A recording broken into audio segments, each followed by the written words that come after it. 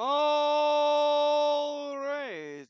Just checking, double checking, triple checking, maybe more checking, maybe less checking. That'll be different. But no, definitely checking.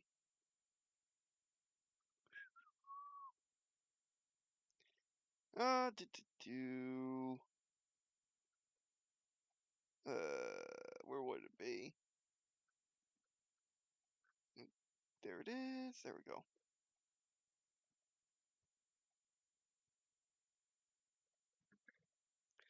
All right, just checking the stream is on. Stream is indeed on. Oh hi, I have a viewer. All right. And welcome to the stream. Today we are doing something different and something the internet needs more of. And that is we're doing a world building stream. What does that mean? I think I know. Basically just build a world. So today we'll be filling in bios for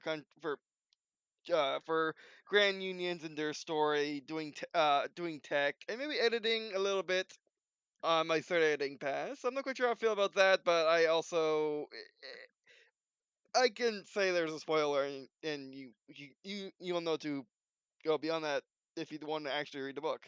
I mean, you can also read the PDF now, and it's fine. There's nothing wrong with it other than it's not edited fully yet. But anyway, all right. So yeah, today we are going to be messing with these. I finally got a nice, easy way to transfer files between the mouse computer and the mobile mouse computer, so that'd be easy. But anyway, so yeah, so you may be wondering what is Dear Story. Dear Story, is a universe I've been working on since I was very little. Is a sci-fi universe. We mostly follow the plot as he does things, but anything else could happen. I intend to have it fully open. Um, so basically, anyone can really just work and play in it, and anyone can make progs. Anyone can make progs in it. If I were ever to hold a copyright or trademark, it would be so someone else doesn't hold it for me, aka steal it. But anyway, so yeah, I'm not quite sure when I'll be doing these, but they're a really good way to convince me to actually work on my other files other than just strictly edit nonstop every single day. But anyway, as you can see, Green and Blue is pretty well filled out. How this structure works, and by the way, the timeline takes place between 2019 to the year 3000. To the year 3000, which means I need to update the description of the stream because it actually is 1,000 years timeline. I forgot about that. But anyway, because I always think from golden age to golden age, to the end of the beginning of one golden age to the end of the other, which is the actually let's just bring up the timeline.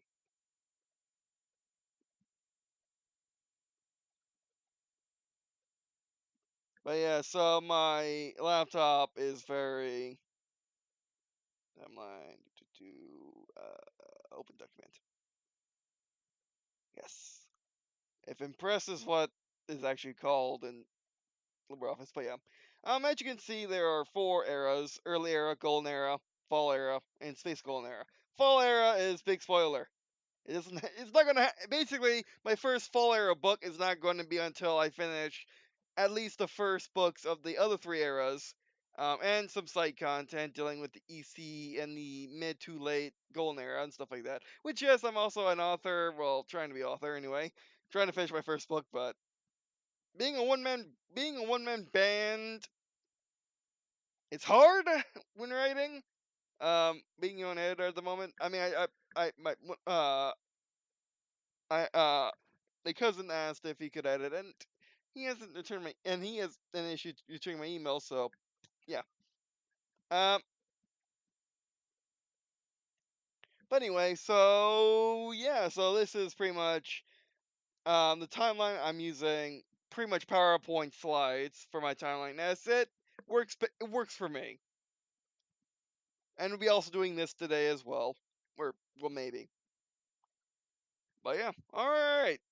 And there is a lot to it. Pretty much right now, I'm focusing on the golden era, as um that's what the first book is about, the golden era, and that pretty much represents the first.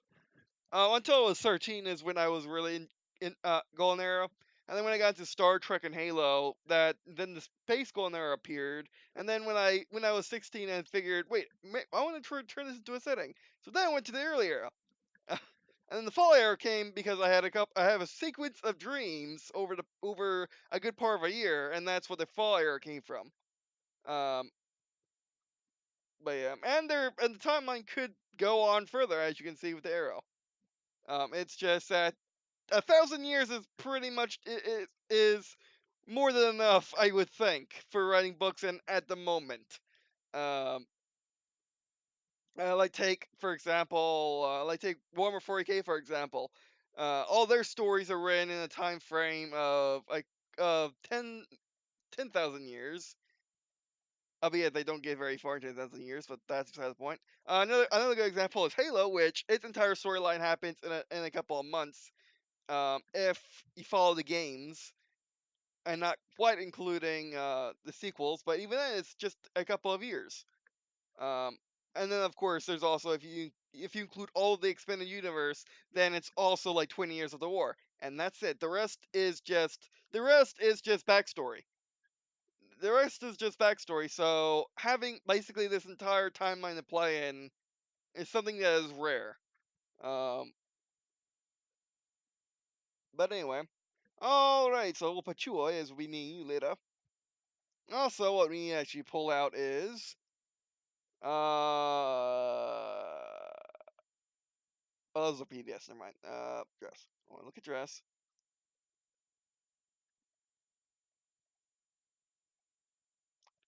And look at you. Yes.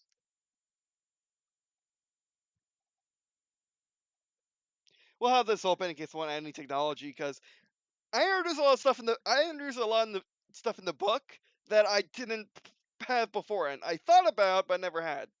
But anyway, so yeah, I guess let's start with filling in some faction bios. Which, by the way, as you can see, there is a reason to this. Basically you got the name of organization, in, the years they were in um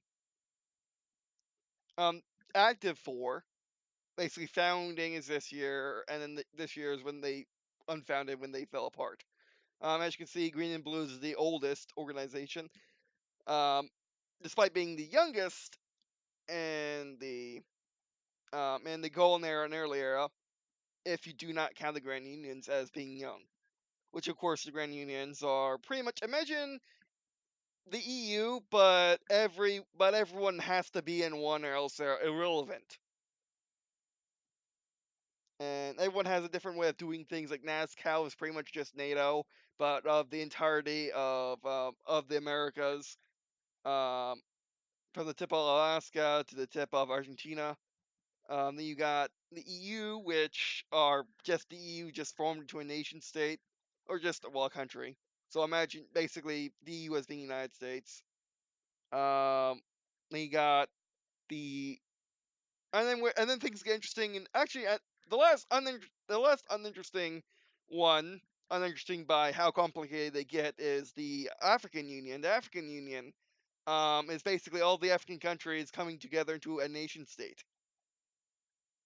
Uh, and it has its own issues as they have to recover from a tragic war where half the continent fought the other half, which is the rest of the world because that's how a war through happened in their story.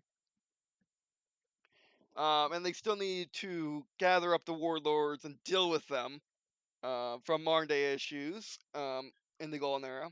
So I and actually that's another thing we could probably solve today is when does Africa get its act together and become a more stable region like Europe?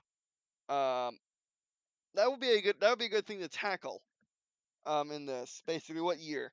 I'm thinking it's after 2040. 2040 is the hinge pin in the Golden Era timeline. It's where my first book takes place.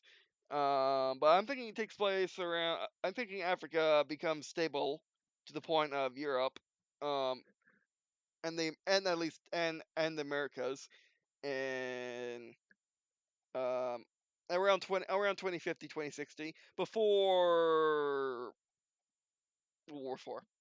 Yeah, that happened. That happened in this world, or will happen if you go from the book standing point. Um, but yeah. And then down here we have a quote that gives you a feeling of the country or of the organization of the faction. And then here is just here is just a nice story to go with it. Then these are just facts, how basically how the faction works. Then these are its military arms. That's very important in their story, as in their story a it's a military fiction like Halo.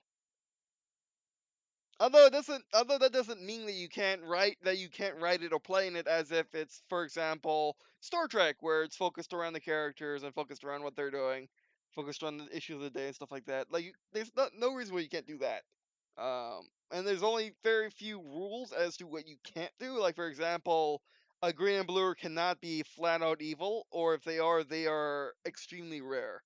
Like having an edge lord timeline, or having an edge lord green and blue, or how everything's not perfect, really, that's not green and blue. Um, you could pull that off with the IAU and maybe the African Union, and definitely the EC. Well, we knew that already. But green and blue, nah. And maybe even that, and NASCAR too, to an extent that you can, because again, it's just NATO. It's NATO mixed with GDI and the allies from Command and Conquer, where they just basically everyone just joined together for military, and that's it. And also economic as well. So make it more like GDI, later GDI. And then you got the military formations. Um, Basically, like your platoons, your divisions, stuff like that. Except Green and Blue's different, as it's not a military, because it can't be, because it was originally a mega corporation. And private militaries, or at least perceived private militaries, as Green and Blue is a public company, or will be, or this Green and Blue is a public company. Right now it's, just me. So that's the thing. But anyway, ranks in Green and Blue are based on a 100 rank system, or well, a 27 rank system. And then you got ranks based on that. It's a tad bit complicated, but it's fine. And we get to the pirates, and another faction that I actually wrote stuff about is the Eastern Coalition. And that's that. So let's start out with Europe. So we're gonna write down European Union. There's the Unity. Actually, oh yeah, Unity comes last. Unity is basically ally slash late stage GDI or UNSC. Take your pick. Insta Coalition. This should not come first in this list. Actually, Winter World is everything. And these guys are Space Colon there. I got a lot of things for Space Colon there because they're kind of fun. These guys actually fall, so ignore you for now. Like, the fall is the one thing which I don't want to truly spoil, but then again, it'd be so far away from having the bug that it doesn't matter. Okay. Alright, so bam, bam, bam. Alright, so I want to do standards now. I think this is the wrong one. Or I didn't save or something.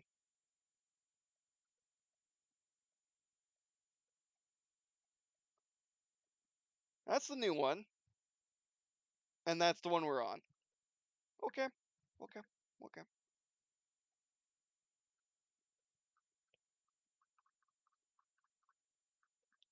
Eastern Coalition. Alright. So we want to go down here, make this heading 1, and also edit heading so it's not weird. But we want, yeah, actually, ooh, dude. What? Because I had the factions up.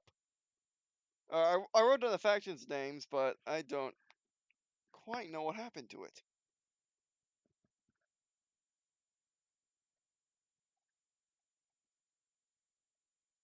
I can ignore that for now. European Union. Actually, it's supposed to go NASCO, European Union. Because why not NASCO? Or NASCO, actually. That's how I say North, South, Central. What was that question? America Union. And now you shall understand exactly why it takes me so long to edit things. Because I am terrible at typing. I mean, I'm just terrible at getting words onto paper. Or this. America Union. There we go. Or NASCO.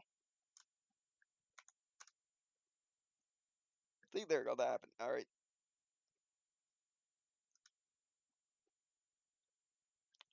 And by the way, the only Grand Union that does not have Union in the name, is actually the Eastern Coalition, because it started as a coalition union. If that's not much of a difference, but still.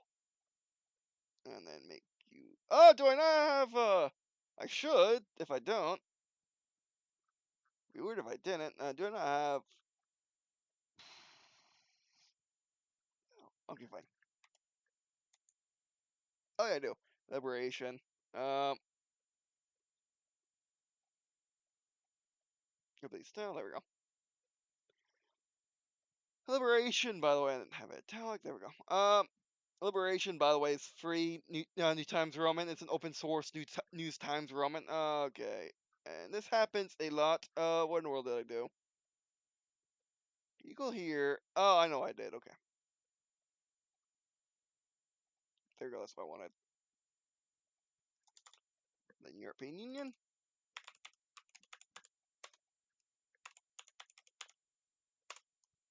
Oh, by the way, if you want to, if you have any thoughts on how to do things, please let me know. I'm open to suggestions. Wait, I messed up so bad I doesn't even say it. Oh, wrong way. Really, just one letter?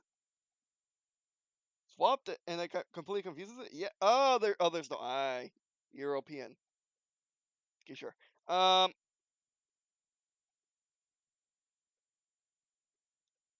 Heading one, so actually pops up.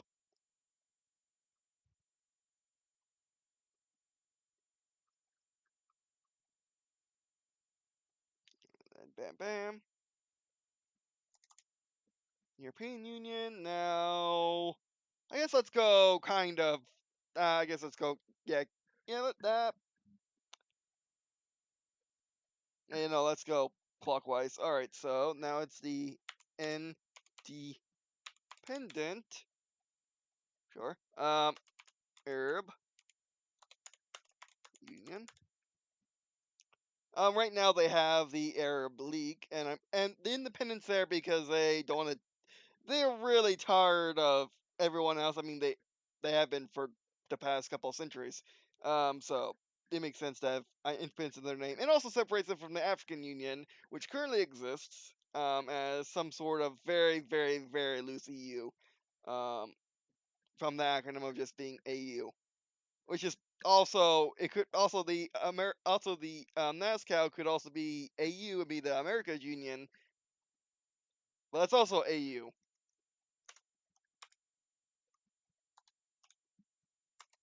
Or AU.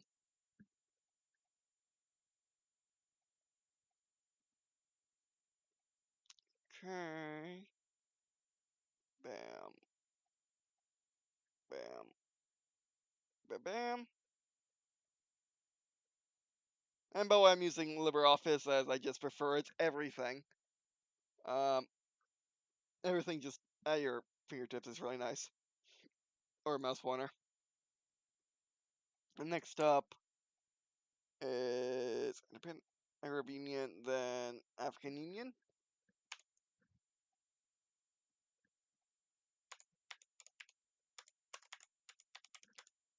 So far, the only union to really appear.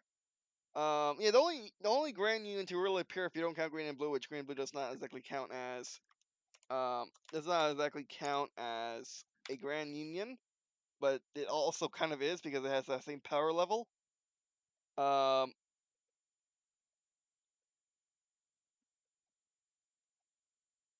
but yeah, so uh,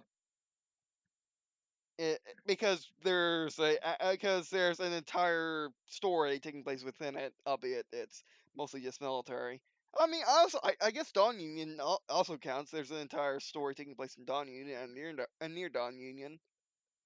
Whereas the North South, whereas the NASCOW only had, whereas NASCOW and European Union only has the characters be there for one episode or two. All right, bam, bam, Shazam, and now the simply Dawn Union. Dawn Union is insanely complex, and how the territory is laid out. Basically, since the Eastern Coalition is China and Russia, the Dawn Union can't simply be called the Asia Union. Um, so instead, they went with Dawn Union. It could be called Pacific Union, but it's not really because Hawaii's not in it. Neither is California or Peru. Um, so it's just Dawn Union as we think Dawn, you think Japan you think Japan, Korea, um, Southeast Asia and stuff like that. It makes a bit more sense to me, at least.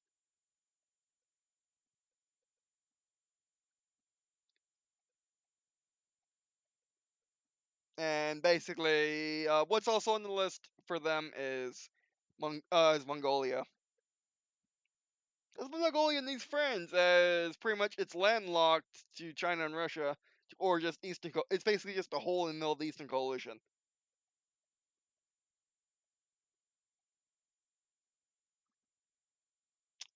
All right, and the Eastern Coalition should be next. Fantastic. Okay, so now let's work on the European Union. Actually, NASCOW, because that's first.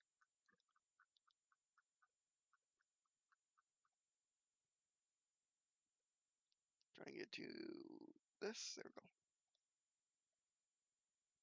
go. I shall bring both the with me. All right, so I'm gonna press this button and look at headings and I can go. Okay, go here, paste.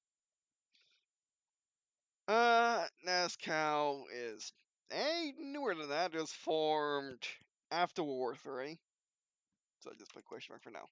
Ongoing. Oh no, it's not. Uh, Basically there was a time where in one year did you lose all the Grand Unions, but again, Green and Blue if you count them.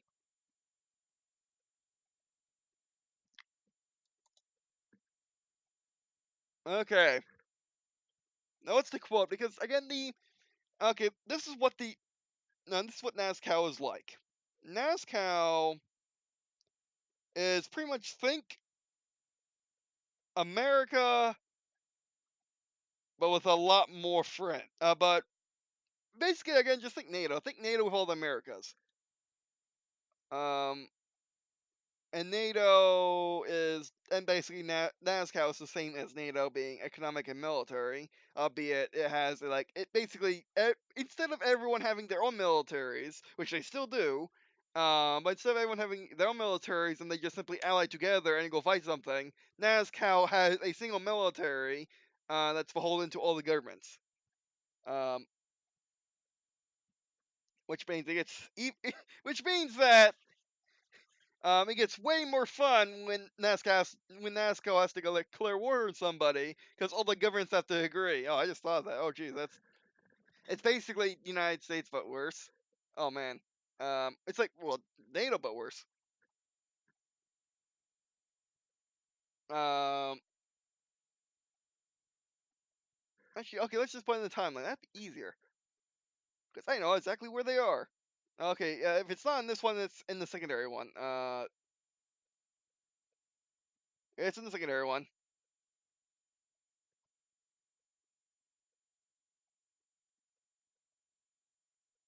I know various theories of rating the timeline up to a point. It's just that it wasn't getting enough. It stopped getting views, and I decided to, and I decided it was far enough anyway, and I just was working on it too much. I got working on a book, and then yeah. But here we are, trying something different. All right. How long have we been streaming for anyway?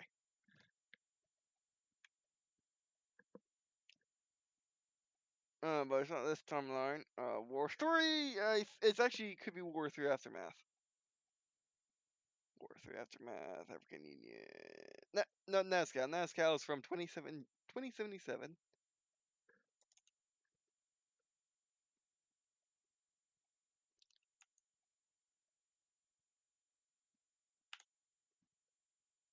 No, 2027. Jeez. 2027 to normal timeline. In the War 4 peace conference. The event the fall of 66. 2066.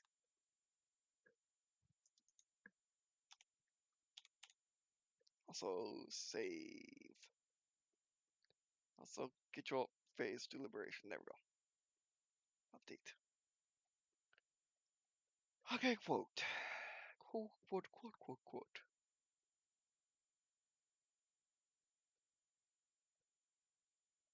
I'll ignore you for now. European Union.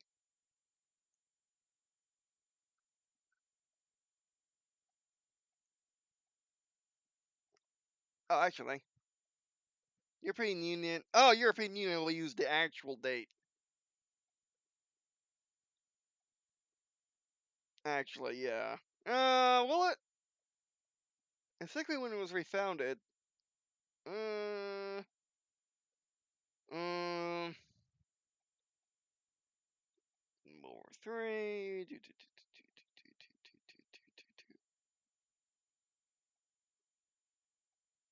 I'm looking for green. I'm looking not green and blue. I'm looking that's green and blue in the title. I'm looking for EU in the title.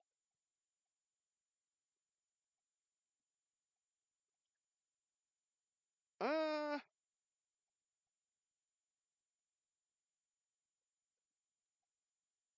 oh yeah. I'm just gonna use its rule title.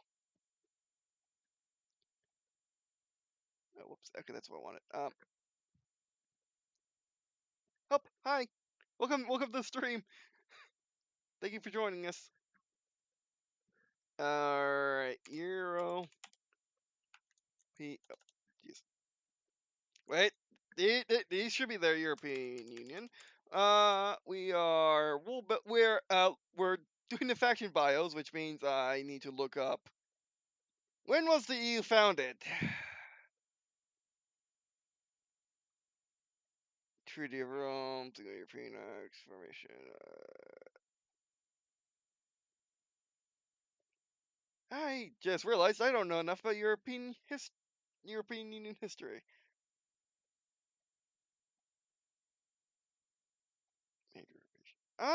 Does what account of European Treaty of Rome? Probably not.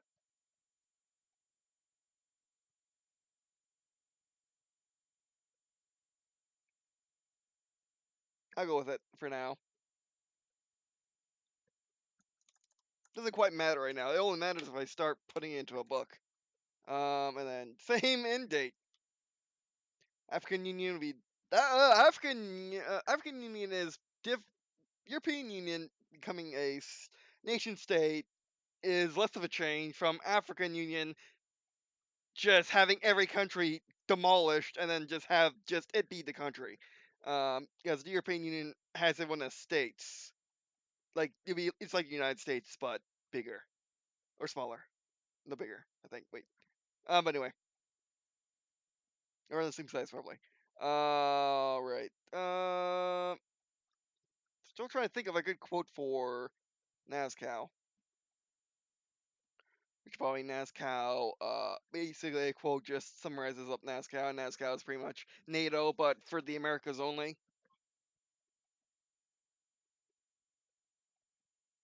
I want the military and economic alliance of the Americas. And basically that's what it is. Now, what does it do? What is it like? Like here are some examples. Green and Blue, the original utopia that's fluffy. The original utopia, the megacorp that thinks it's a country. Green and Blue changes the world as it breathes. Jeez. That's also why I'm not doing an audiobook to begin with, because that would be painful. However, I do plan on doing a series where I do read the book. I'll just read it loosely, like I am reading, like I'm reading a visual novel or something. Then Eastern Coalition is made for war because of power. That's a short one.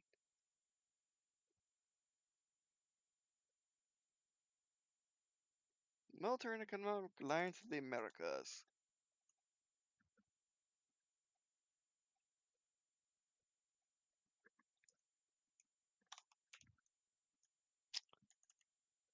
Welcome back to you.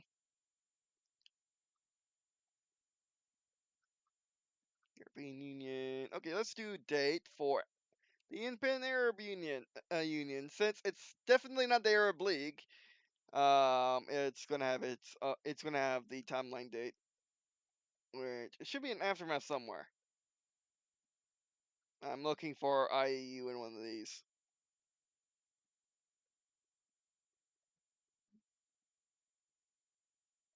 Nope. And War 3? I don't think so. Second timeline.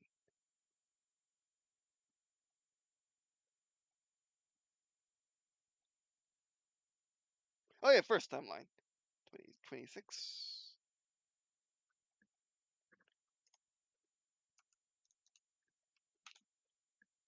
Basically, that was one of the first things I did. Actually, it's in subtitle. Ah, quote, subtitle, there we go. 2066 to, or 2026 to 2066. And by far, why you no work? There we go. And by far, any of the, should be quote, there we go. By far of any of the unions, it's the most visited, like, the kind of most, it's the most, it's the most seen one so far because of just it's a battleground in the book, kind of thing.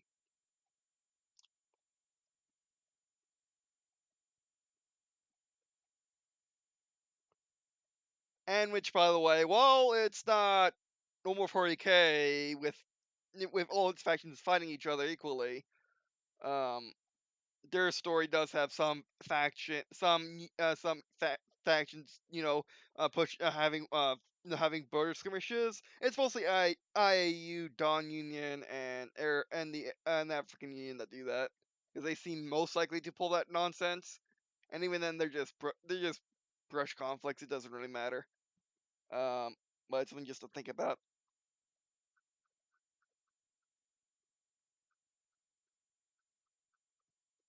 And of course, there are some discrete conflicts with the EC, which is the union between Russia and China, all along the European Union, Independent Arab Union, and Don Union borders.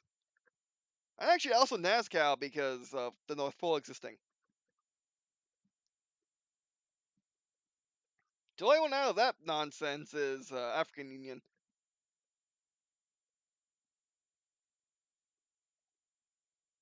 Alright, I'll leave you alone for now. Okay, next up is African Union. African Union.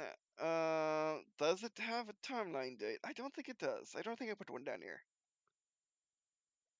You can look for AU. Actually, yes, it does. You know why? Because they formed a super country, a super state. It's around here somewhere.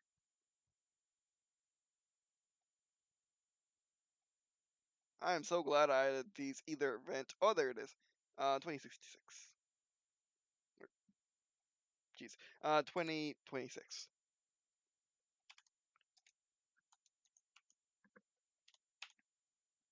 6 through 2066. Oh, that's many.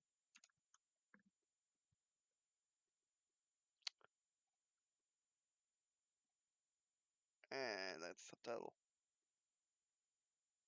Add a quote. In the middle. There we go.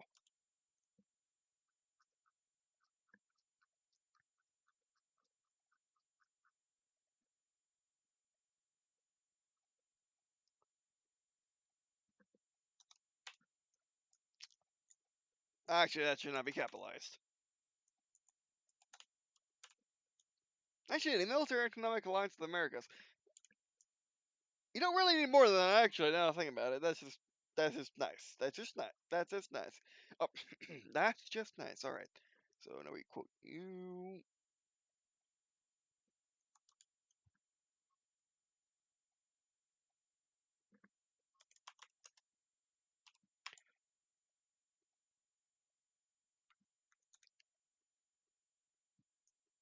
The is it the oldest? I mean, yeah.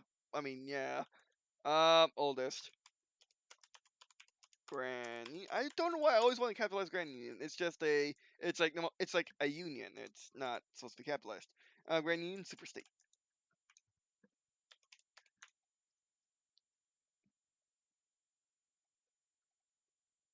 The oldest Grand Union.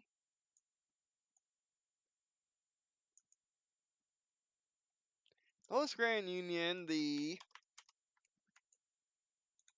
Euro. Whoops. PN Super State.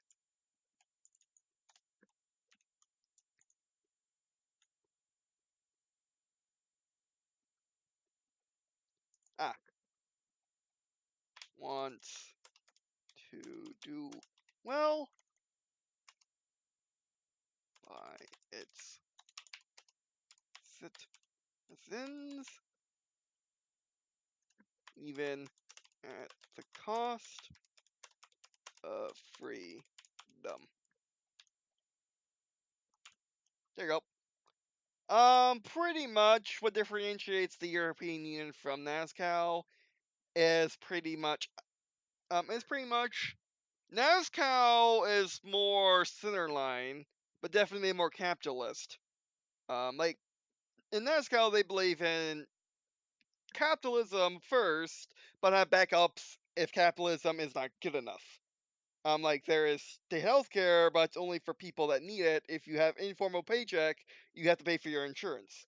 Where in the European Union, everything is covered, including basic income.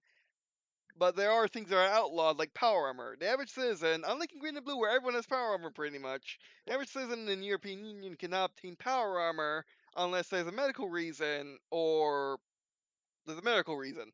Like for example, if you have trouble walking, power armor. Um, if you're missing a limb, power armor.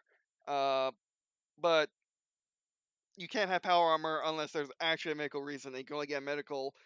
You can only get a certification for power armor, and also if you're a collector, you can have power armor with a license that is That's pretty hard to get because they're afraid of people with power armor going on rampages. Um, Again, it's cops who don't have power armor in the European Union, unlike NASCAL and Green and Blue, which they do. Um, but yeah, so basically, that's just me thinking about how things are now, and what if they were to continue into the future and just get worse or better.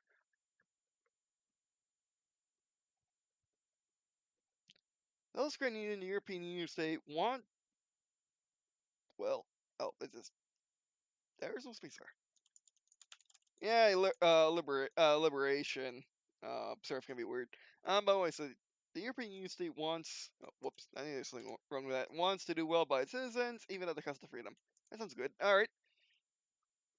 Oh, I didn't do the Dawn Union. I need to do Dawn Union. Actually, let's just copy these Dawn Union. Oh, I did. Well, I'll put you down there. Okay, I'm afraid I didn't do that. But, okay, ignore that. Nothing happened.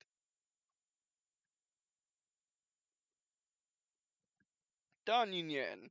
Let's see when it was formed. It's not on that list. It's actually it.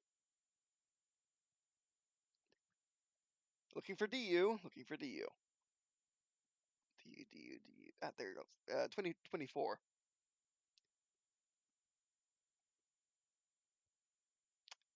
Basically, yeah, it was formed in Middle War 3 as everything was exploding, and they decided, let's join together quickly. The bad guys did, so let's have our good guyness join together. And then, of course, the fall happened, so 2066. Dawn Union?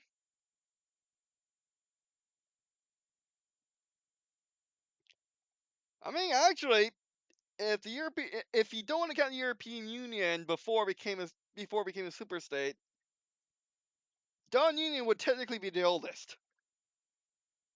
Just like how Japan might be the oldest country, having constant governance, because China has exploded all the time. You know, they change governance every couple hundred years, and then or worse, and then there's nations, and then there's like Iran, Persia, and then there's Iraq, the oldest civilization, but you get the idea. Um, okay, I'll mess around with you later. Actually, I'll mess around with you later, yeah, later. Actually, now I can do NASCAR now that I know what the European Union's like. Where the Military and Economic Alliance of the Americas.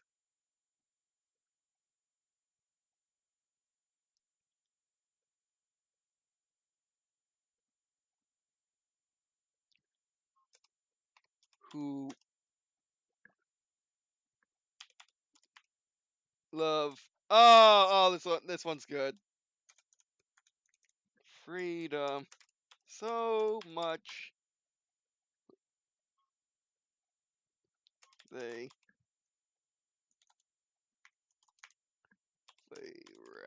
rather have it. They rather have it than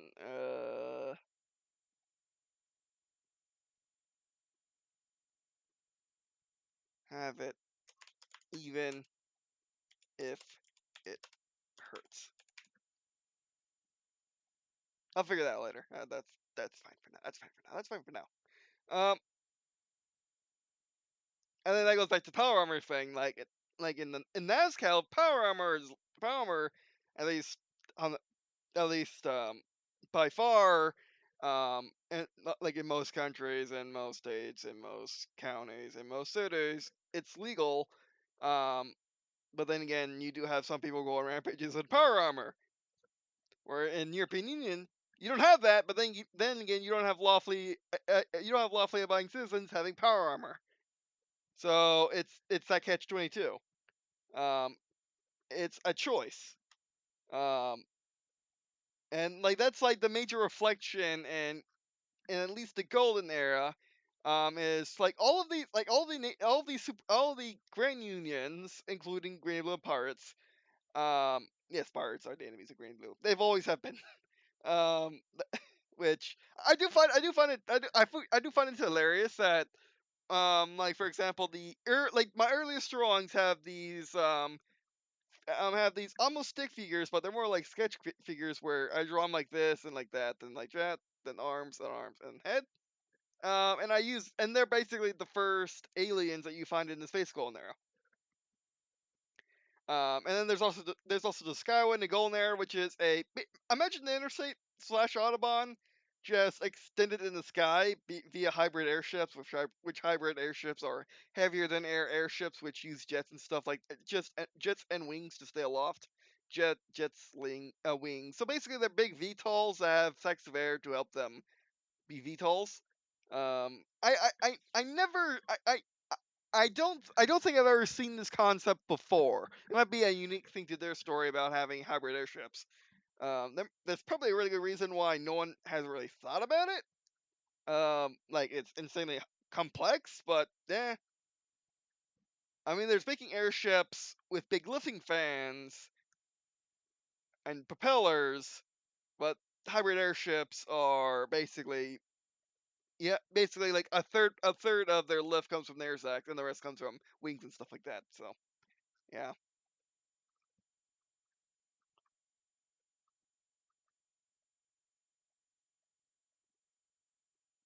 Military economic alliance with the Americas who love freedom so much they rather have it even if it hurts them.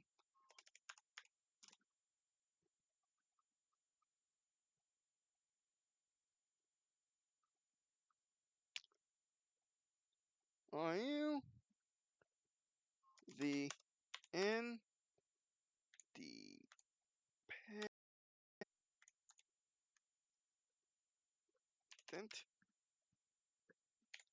the independent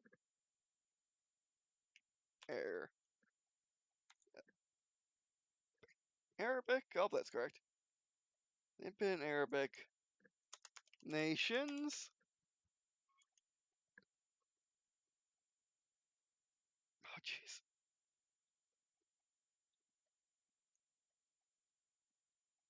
That's an A, isn't it? There it is. The independent Arabic nations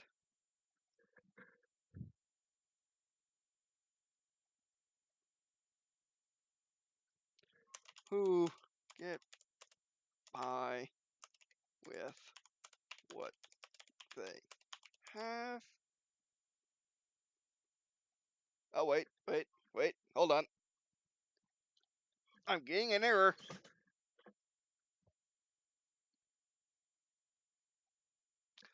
Getting buffering.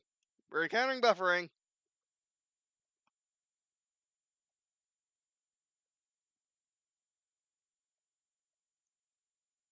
What?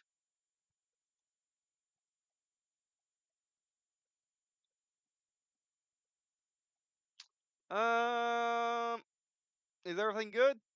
Wait, I can check this on my own. Um,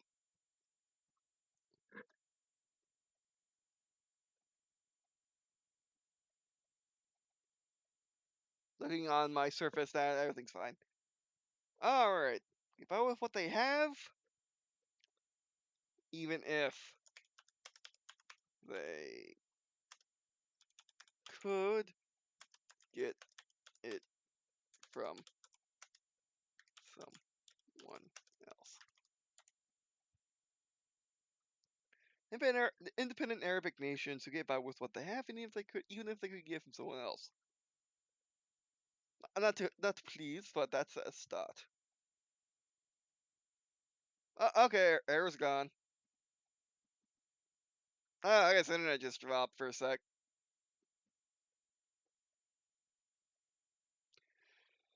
Alright, African Union or AU.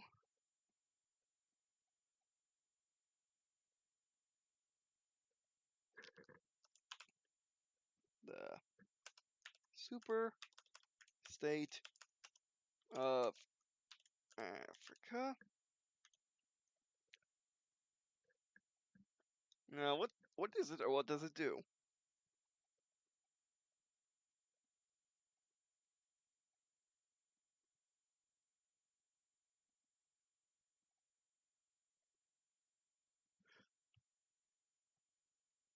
Come back to you. Um, although I just got inspiration as to what their government could be. I'm thinking. I'm thinking. Hold on, I'm thinking. They're direct democracy, or at least near direct.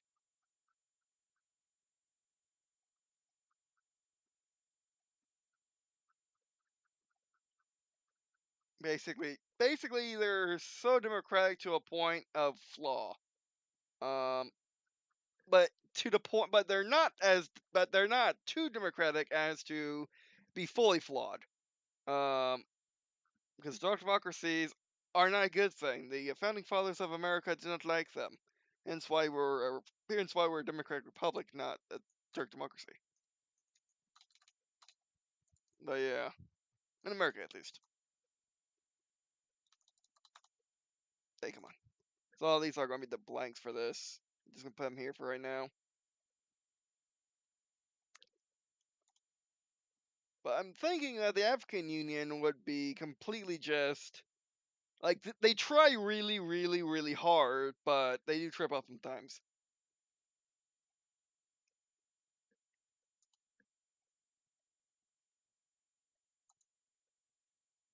And I'm thinking about having some store. I'm thinking about having some events happen in the African Union, and the sequel to the book I'm working on right now. Yes, I'm planning a sequel. I'm planning a lot of books, even though I really shouldn't because I'm not exactly done with the first book. But regardless, um, there we go. You come with me.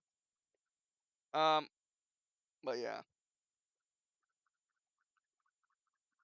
And I'm thinking about having douchebag and his wife and friends help the Africans fight off warlords and rebels and stuff like that. You know, people who don't want to be part of the who don't want all the African people to be entering to one government, or b people who just want parts of Africa for themselves. Like no agenda, just one power.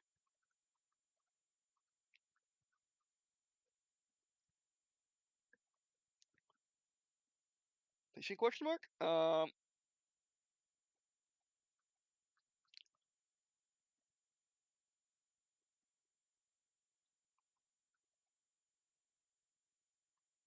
African Union, shorthand AU. Africans is what you know. Peoples. Oh, Africans. There we go. Government style. By the way, government style and their story and their story setting is like no one plays by any nonsense of rules. Like for example, United States is direct democracy. The UK is a parliamentary or a parliamentary system. Yeah, I am blanking on what you actually call it. So I'm sorry. That's terrible of me. Okay, but yeah, government style near direct democracy is how I memorize spell democracy. Direct, no, democracy. And just government. I'll figure that later. Megacorp. That's just for green and blue. Military. Figure it out later.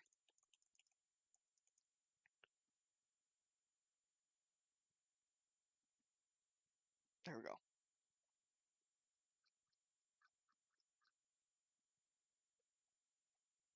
Basically, they're as democratic as physically possible. Um, the super state of Africa.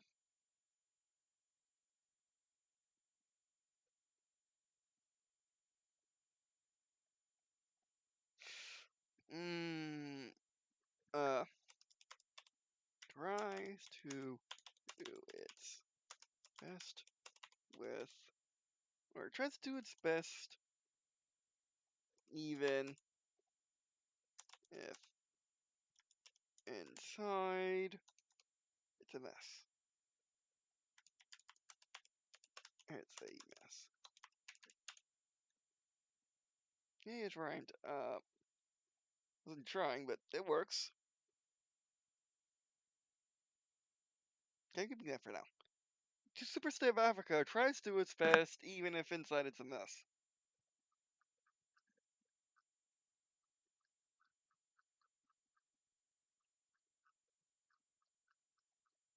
Okay, we got work done. I'm not done with the stream yet, I don't think. Um, yeah, I pretty much like their streams to go on for 2 hours. Now that seems to be a good standard. Not too short, not too long. I could always just start a new stream if I would prefer to go continue. All right, so I'm thinking since my brain's starting to hurt, that's a good sign to try something different. Um,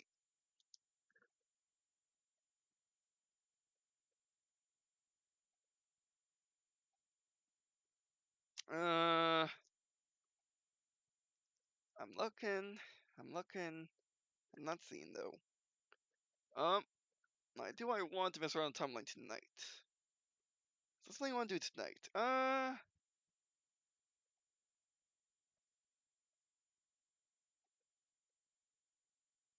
Yeah, yeah. I think so. That's full.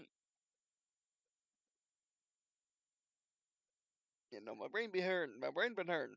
Yeah, yeah. By the way, if I work too hard at writing, being a good writer, then my brain starts to hurt and I just can't do it. So, like for example, I can work the majority of the week, doing an hour or two of writing, and then towards the end of the week, my brain just hurts, and I just can't write. Which the way to alleviate it is just play video games. Okay, I'm gonna ignore that for now. Ignore this for now. It's now an editing string. Fantastic. Like I said, well, spoilers because we're actually editing a book I'm going to be releasing. But good news is you could have been reading this book as I've been writing it pretty much, so it doesn't quite matter. Um, so if you don't want to see a book before it's fully written, you can tune out now and maybe come back later when I or wait, yeah, tune out now and come back later when I'm done. But I need to get this book finished. So yeah. Um, and which, by the way, I'll be uploading the faction bios to go to Canary, because Canary can. Novel here. I'll be uploading it to this Google Drive, which you can find in the YouTube page, and you can find the books in here. Oh, wait. You can find the books here, yes, but you can find the lore here. As you can see, I've been terrible at this because I've been working on the book. So yeah, there's that. Okay, check that out in the description. Um, get back. No, get back in the hole. Get back in the hole. Get back in the hole. Um, get back down there. But anyway, you learn how to actually use things before streaming. That'd be pretty good. Alrighty. So where in the world was I?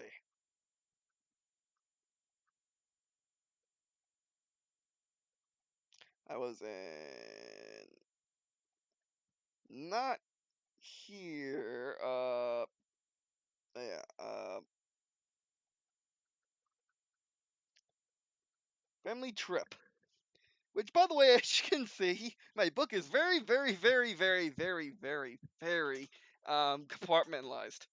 It's my original idea for it was kind of like TV script meets short story book, like a book full of short stories, like what Halo does sometimes.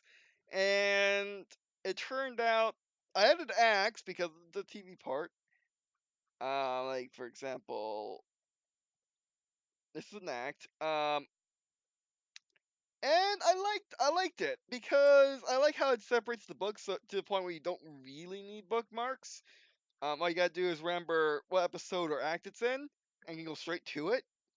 Um, and also helps break up the wall of text. Like for me, that's not correct. Actually, no, it's just that this version of LibreOffice doesn't know what Yamamoto is. Um, but anyway, so lost your thought. But basically, all I gotta do is just remember episode, act, and chapter. Unlike normal books where chapters go on for ages without a break, this allows you to like for example, I want to read an episode a night. You can do that. Like for example, a comic book or a manga collection, like what Ruby does. Or if you say I want to read a story a night, which is a chapter, you can read that. Or even I want to read an act a night, you can do that. Which that's just something I just thought of right now. But anyway, so yeah, I'm not quite sure how to comment over this, so I'm just gonna do it.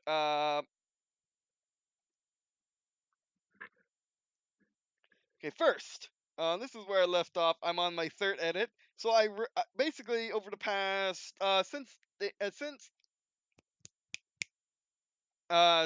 June, Since the end of June, I've been rereading around 367 pages. The book expanded and shrank depending on how many pages I took up, how many paragraphs I added. Um, so I've been rereading that. So I got really good at going through it. It's just that, like I said, if I work for too long and too hard, my brain just hurts after a while, and I just can't use it anymore. And then I can only I can't write anymore. I have to go and play. I have to go to the other part of Green&Blue Productions.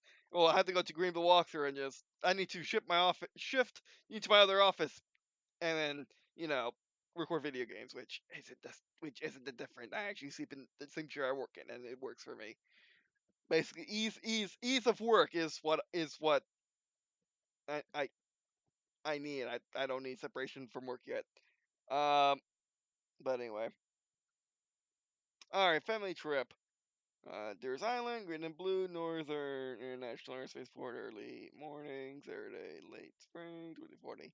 Um, And yeah, so I'm also saying if like how good is this book as if you were in a bookstore and just took the book off a shelf and then just opened it, could I have an do I have enough interesting elements to the book that you would just open it and start reading from there or whatever, like however you encounter this book, is it good? Like is it good? Like for example, I started watching River vs. Blue on the third season and that got me hooked because of I was having issues finding where River versus Blue was because I didn't know the internet at that time. But anyway, I usually been designed from orbit over the southeastern Caribbean, over the southeastern Caribbean. You notice the lights of the island are only 9 miles off the coast when you zoom over the island. To the south bar, where you see tons of resorts, small towns, and cities. South bar because Durs Island is a D. Um, So I'll mention the south bar of that D. You zoom over to Bay of Founders left to the north bar over factories, and there. Whoops. Yeah, whoops. That's a category though. Yeah, whoops. And they're working economic and tourist cities to the massive airport, and also these spaces are intentional to break up the wall of text because that's something I had trouble reading in traditional books. To the massive airport with tons of runways, big and small. You see planes that take off from them. You see classic Boeing 747 jets are still in use. Why wouldn't they be? I think. I think.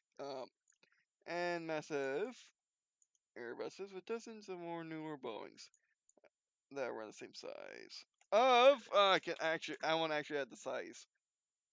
Um. So now we go to Canary, and then we type in world's largest aircraft.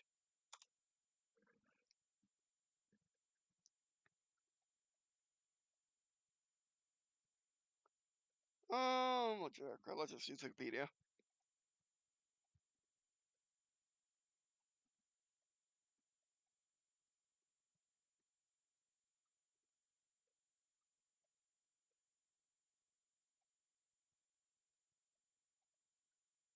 I think that's what I want. How long are you?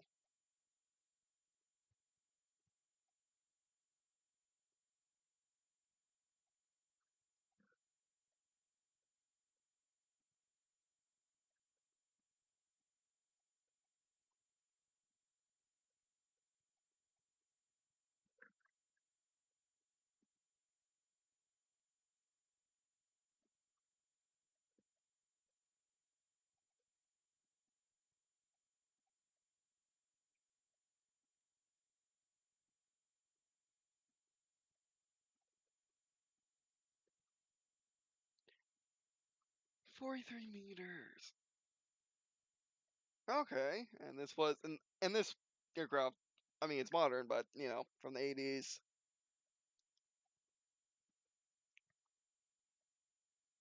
Uh, well, let's round up. we're rounding up today. 100. Oh, no, no, no, not 100,000 or 10,000. 100 size of 100 meters long. Because that's kind of what I was envisioning, is just them being ridiculously huge. Like, just imagine Boeing 747, it looked completely different, being that long. And then imagine how wide it has to be. Which, by the way, in their story, almost everything is hypersonic or supersonic. Which, by the way, also meant that there are or supersonic lanes over in the skies, where people on the ground pretty much voted that we less care about having supersonics fly over us, um, or the governments voted for them and stuff like that. So to facilitate air travel of hypersonics and supersonics, as well as most modern, by modern I mean 2040 aircraft, um, have features that make them quiet when they puncture the sound barrier. They're quieter when they do it. It'll save. Boeing's are around the same size, 100 meters long. The same, around the same. Yeah, that's fine. Although most modern Boeing's are smaller and are supersonic. Oh, and are supersonic and hypersonic, with some even suborbital. Being, that's a missed word. That's normal for me. You see helicopters land and take off with 2, 4, or even 6 or 8 main rotors. Most of them having push propellers in the back. Biggest helicopters are around the same size as Boeing 747s. Um, you also see airships, big and small, floating through the air. Some traditional lighter than air crafts, but most modern hybrid crafts with massive airships, size of Turner naval vessels landing in the bay. I'll get a better voice. Oh, hi. Um, hi, new person. Hi, how you doing? We're now kind of editing, but I could go back to world building anytime. Yes, I should have called this a world building editing stream. That's me being terrible. Thinking it would stay with world building forever, which yeah, I just can't do that. That's why most of my streams are random gameplay. But anyway, all right. You see airships, big and small, floating through the end. Yes. You see these massively long bridge-like structures that,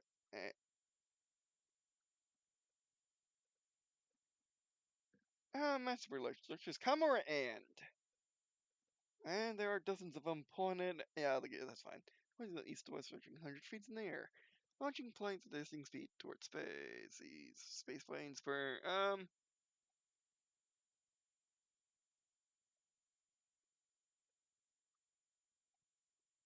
and basically this is what it said in this is what it said in the title.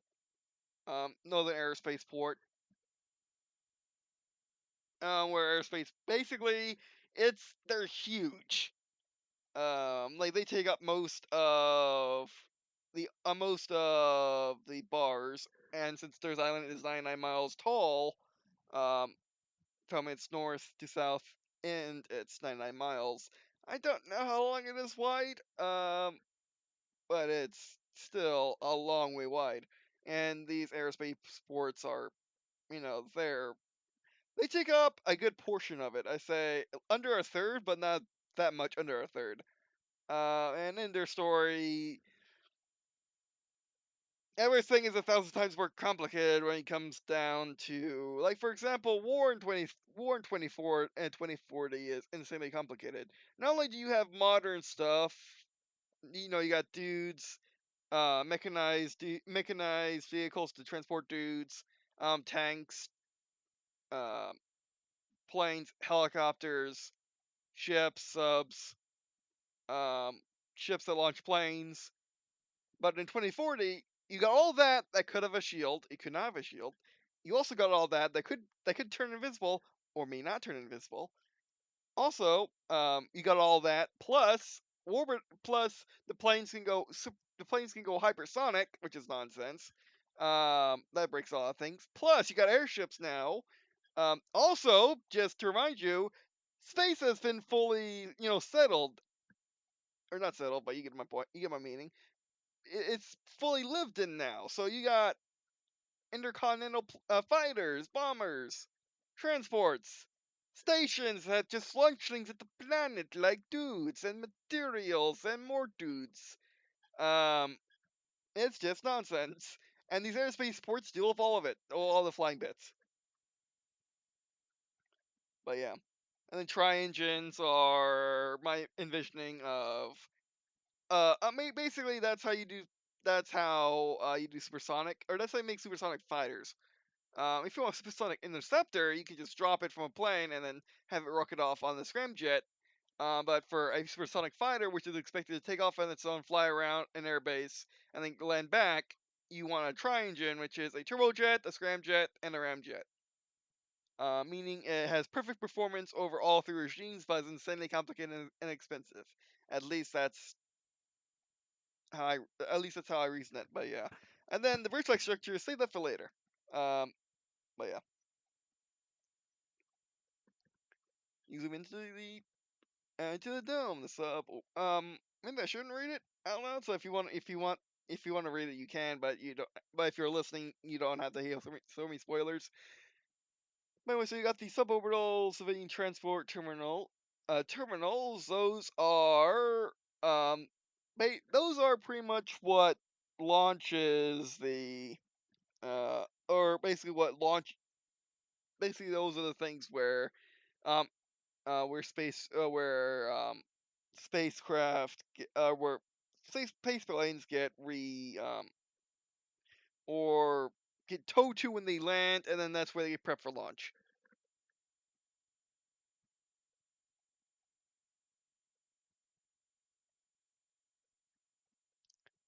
Then here we find Der, Luck, and CS on vacation, which is extremely rare. They never go on vacation. Um, but when they do, they typically are three together.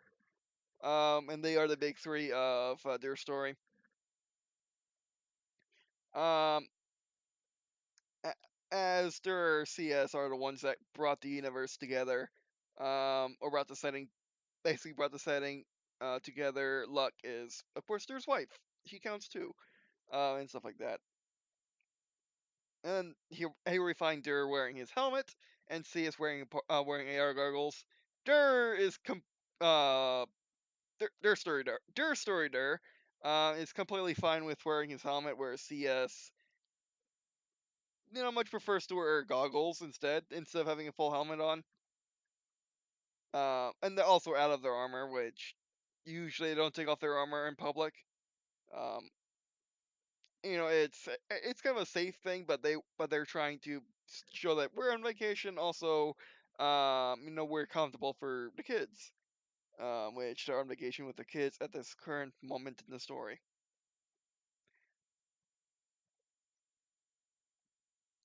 And then here we're looking at here we find some more Hummergons. Hummergons are pretty much Secret Service for Green and Blue. As you can see, they're clad in basically their dress code, at least in general, is chrome or mirror or um, shiny power armor, so they can be easily spotted unless they are normally defending. If they're basically if they're being defensive peacemakers, um, visual. Basically, imagine them being World War One style all the time, like they're just trained in offensive warfare, then they would just change their armor's color to be a different color than that. But if they're, for example, being kind of um, on in this instance, they're honor guards, so because they're going to look and see us, they're in shiny, nice armor, so they stand out. So they stand out, and people know that they're there, and people know that's submissive there. So basically, unlike Secret Service, which are supposed to be low key, Hermagons are supposed to be high key. When Hermagon's around, you're not supposed. You're supposed to know. You're only supposed to know Secret Service is around if they want to know that. If they want you to know that. Um, And even then, they're not supposed to stand out because being chief leader of Green and Blue is different from being a president of the United States. Um, like chief leaders are supposed to be like they're from the people, but they're supposed to be more. They're supposed to more stand out in general.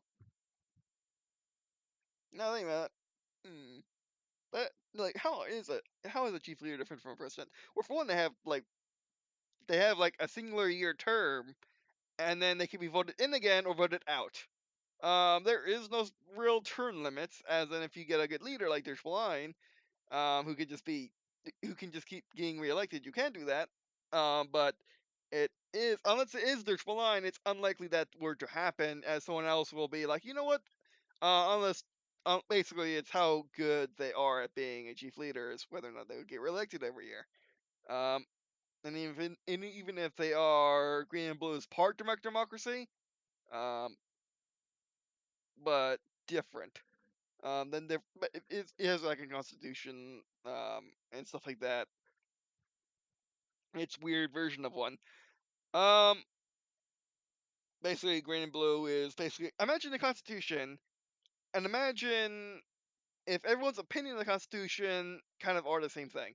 Like there's a physical book that says what the government of Green and Blue is supposed to be, what Green and Blue is supposed to be, but then the image of Green and Blue is also kind of that, like also kind of what makes the laws as well. But anyway, so you also see governmentary staff, and then and they're wearing just normal clothes, which is a Green and Blue thing, where Green and Blue have uniforms if you want to wear a uniform or have to for a certain reason. Um, and then you just wear insignias on top of it. So yeah, and those are called normals. You find them out earlier in the book. And then there's the governmentary staff. That's just anyone that needs to be with the chief leader anytime. Peacemakers, defense various ranks, and teams mostly high and different arms and various armor. Uniforms and old clothes, basically just like command staff, and again people need to be with her at all times.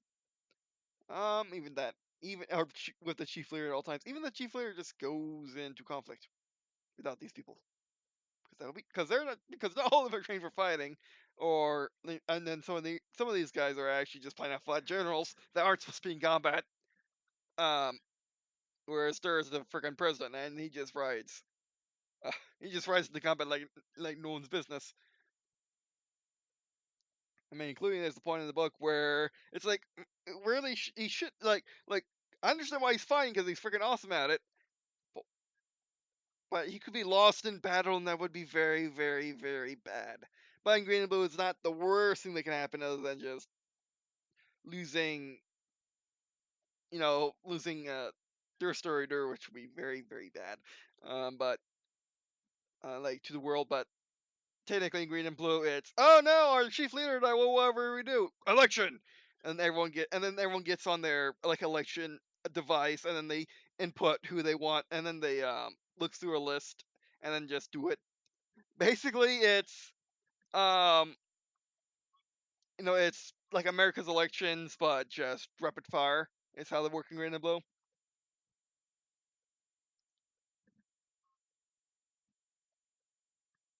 About Hamagon is a Hebrew word for defender.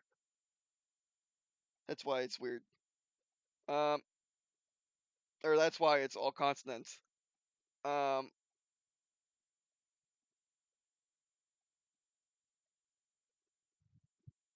what's that ending? Oh yes, yes.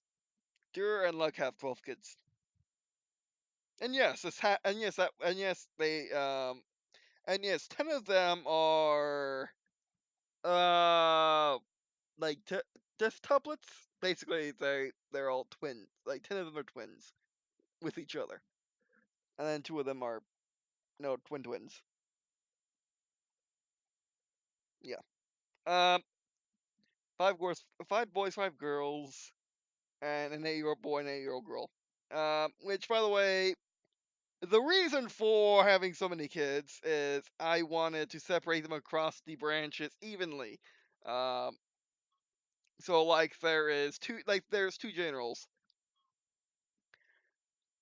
Um, what's a good example? I guess for the land arm, there are the boy has insanely heavy armor, basically what his dad is, what his dad has, but more. And then there's a girl with insanely light armor who's quicker, who carries bigger guns. The boy basically carries just a submachine gun effectively, um, like fast firing small guns. Like his dad too. His dad carries a sub railgun, which is a carbine length railgun. Even though it is a sub railgun, which makes you think submachine gun. That's the entire point of the name. But it fires actually normal. It fires rods from the full length rifle, not full length rifle, but the rifle railguns. So yeah. Also, I keep thinking that my internet is freaking battery, because it's wired. But so basically, there's two for each because I couldn't decide, and also naming like 10 of them was fun. Even though it took a couple of years, even though it took a couple of months in real life, after making the decision of having 10. And then, oh yeah, CS is fun. CS is interesting. Basically, CS. The thing about CS is him, his wife, and his kid all have CS in their name. I just thought it was a good idea. CS has always been their sidekick ever since we were kids.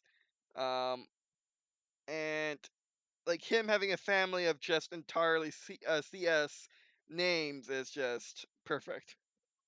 And it's going to be like completely unintentional universe. It's like when you ask, I get this. If you ask C's later on, they go in their timeline when he's older, um, because I'm not quite sure what C's will be in there later. He'll probably be a scientist like his dad was, a chief scientist, which makes them CCs, CSCs, um, or CS Junior.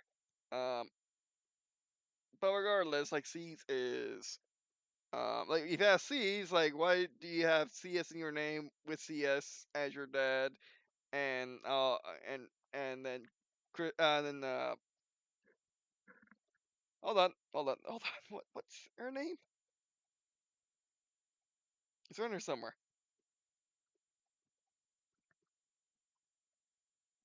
Oh yeah, and Christy, yes, his mom, and CS would look to Christy and be like, I don't know, just happened that way.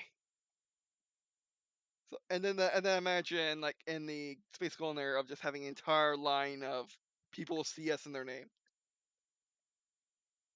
That would be fun to do.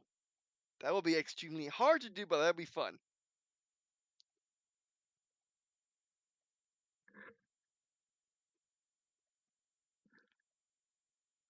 Okay. Well, I've been streaming for 83 minutes. Man, time flies when you're having fun and working. Um,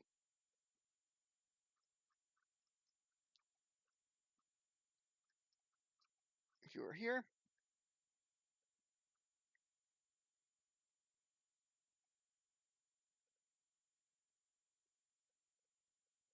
And then Cruz asking a question which I would have asked when I was a kid. Did they have airships when you were a kid? No, they currently don't either. No, we currently don't. And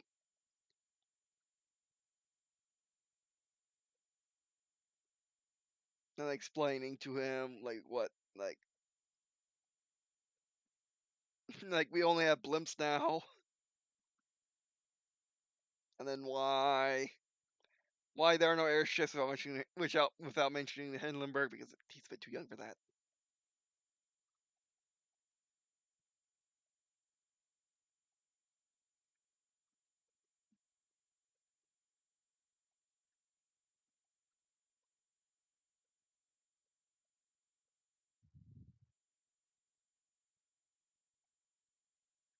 And also, CS is a godfather to the Durluck kids, which are just which their family name is Durlus. And that's also the pairing name if you remember Mario Party. Like I forgot which ones, but the GameCube Mario Parties, regardless, where if you pair two characters, they would have a special partner name. Think about doing that. I'm doing that in their story as well. And then part of world building is like in this moment right here, like uh and like the reason for having airships is to easily move supplies across Africa. Because I mean, you could use trains, you could use land transports, but land transports would be slower, and they would get bogged down in forests and just Africa is Africa. And then trains are an issue because Africa is Africa, and then there's not much road transport, and if they are, you could easily get destroyed. Or you have to build it. So why not just make airships? Um, so yeah,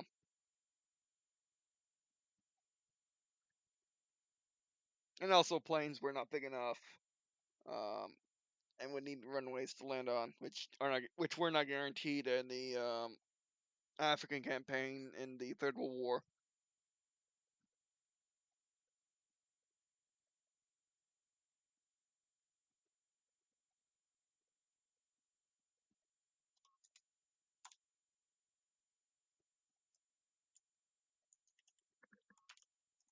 Just making it look nicer.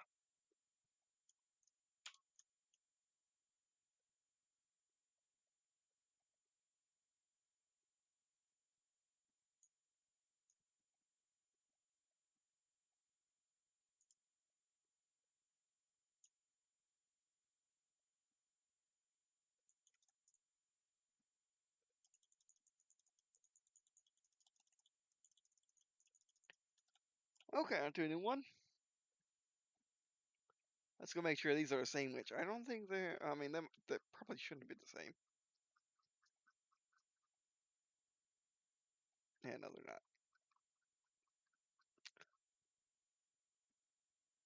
Outdoors Island.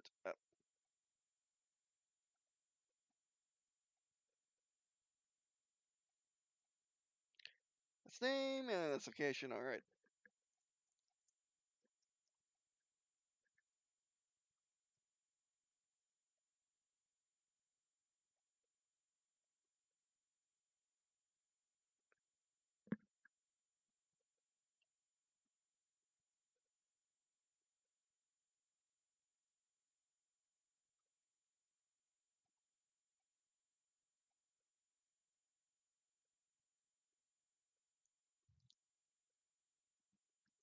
And then just describing what a aerospace port chicken desk looks like, or chicken room looks like.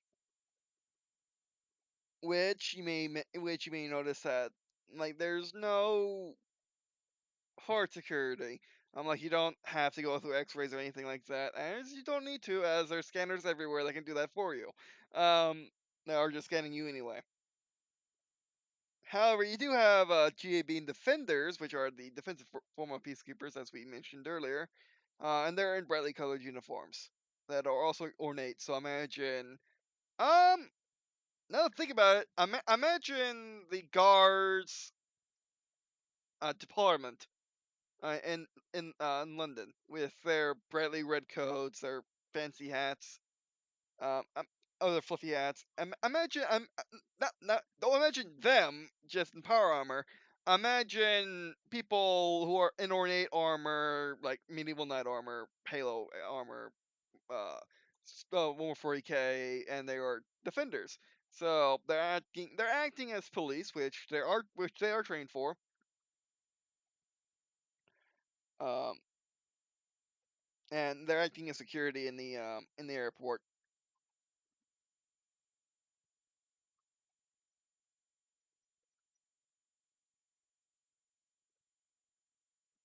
They also have swords, you know, just in case. But they're power cracker swords, so if someone comes in power armor and their guns are not good enough, they can just move in closely and just stab through the plates. Which there are swords in their story because well, A, swords are cool. B, for a little reason and an actually really really good reason, is swords can insta kill anyone in power armor. You just gotta get in poking range, or in fork range, as Sarge would say. Like for example, Diane. A bit of a spoiler here, but Diane got into a couple situations in the book where she needed to use her sword. And she and she you know and she went and she you know participated in fencing when she was a kid, so she's completely fine with her rapier. Um, but yeah, anything else here?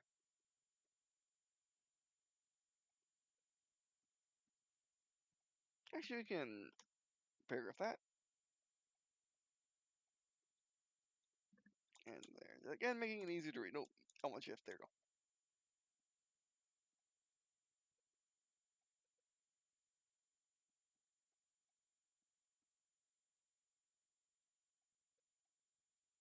go. And um describing what this airline's uniform looks like, which there's not much to it other than pointing out how the green and blue works. There you go. Oh, that green is too big.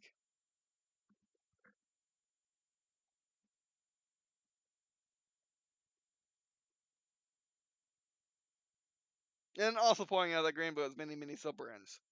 Many, many sub-brands. Green and blue travel as one. And then the name of the airline, Skipping Stone, or aerospace line, Skipping Stones, or just space line in this case, Skipping Stone Spaceways. It's a Orbital Aerospace Line.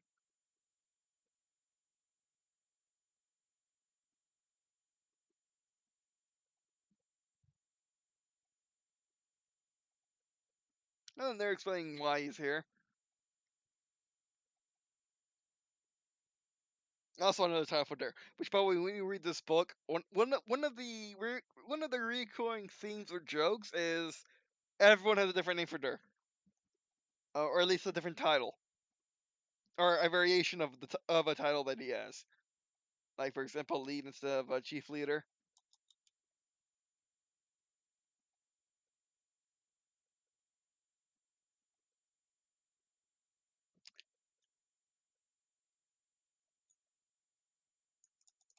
Whoopsie, I missed something. Okay, capital W here.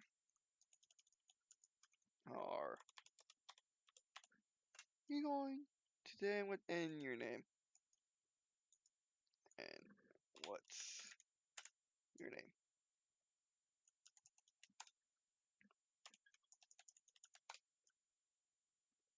Again, making it easy to read. Also monitoring, make sure that it stays 367 instead of 368. Because I have a table of contents, so I manually entered table of contents so I don't mess it up. He's saying where they're going, why he's going, which was necessary, but still. And also, you may notice that there is actually someone at the front desk. Which I've actually already experienced what it's like to have no front desk person, and it's horrible. But the reasoning is for that is because while manufacturing is pretty much all machines, besides for specialty manufacturing, like I want to make a handcraft something, I want to make something that's not machine made because there are people that will buy that even though it's the same quality as something that is machine assembled, I should say. Um, So pretty much one of the still good jobs is service because there are still people that no matter how good your AI is, even if they're human, effectively, like there is no difference between an AI and a human. People will still want a physical human to be on the front desk, and that's why she's there. And of course, it's mentioned a couple of times in the book. Like you can ignore these people who are working here. You can just use the app, you can use the website, you can do whatever you want. You can use these terminals, or you can use these kiosks. You don't have to talk to them, but they're there if you want to or have to. I'm pretty sure it's want to at this point. But yeah,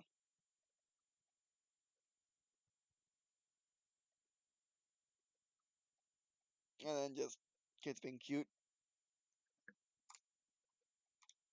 There goes paragraph.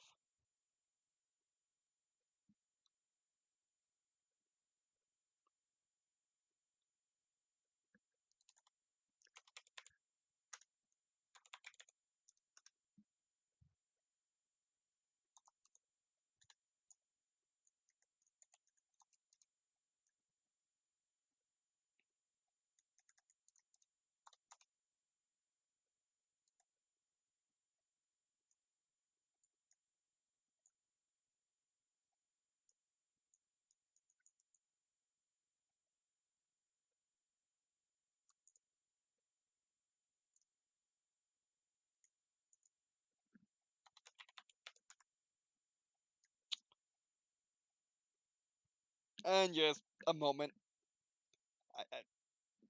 Just a nice moment.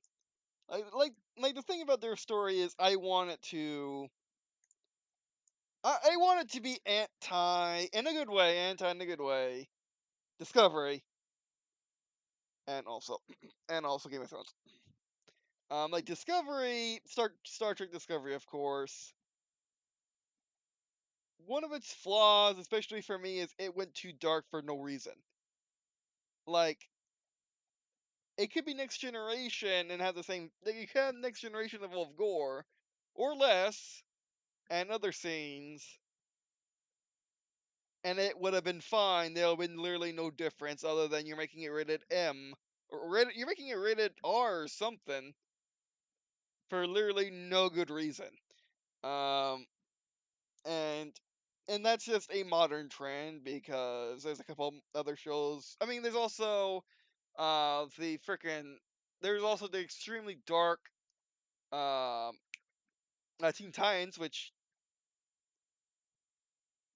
I don't know what they were going for there with that, other than going epically modern for no reason. Um, like you can still be, no, like you can still be mature, but there's a point where it becomes, why are you making it this dark? It's freaking Teen Titans. Like for example, wherever it's blues, and it's very colorful, and funny. You make a good Teen Titans, just set up, but why did you go that dark? And their story is kind of a trying to go against the trend, or at the very least give something for people who do not want all their stories, or do not want those stories in the first place. Um, to be everything just grim dark, like everything's 40K. Um, and 40K is not that bad. I actually love 40K. And it's not that bad after time. And some of these shows. But yeah. So, like, their story's supposed to be happy. It's supposed to be a mix between Halo in terms of feel, in terms of like feel for like happiness. It's supposed to be a mix between um Halo, Command and Conquer, Mario, and Battlefield when the Battlefield campaigns. It's supposed to be cheerful and happy and show a bright version of the future, as opposed to a grim dark one. As what people, as what a lot of shows have these days. So having these moments of just pure joy is part of what I'm trying to do.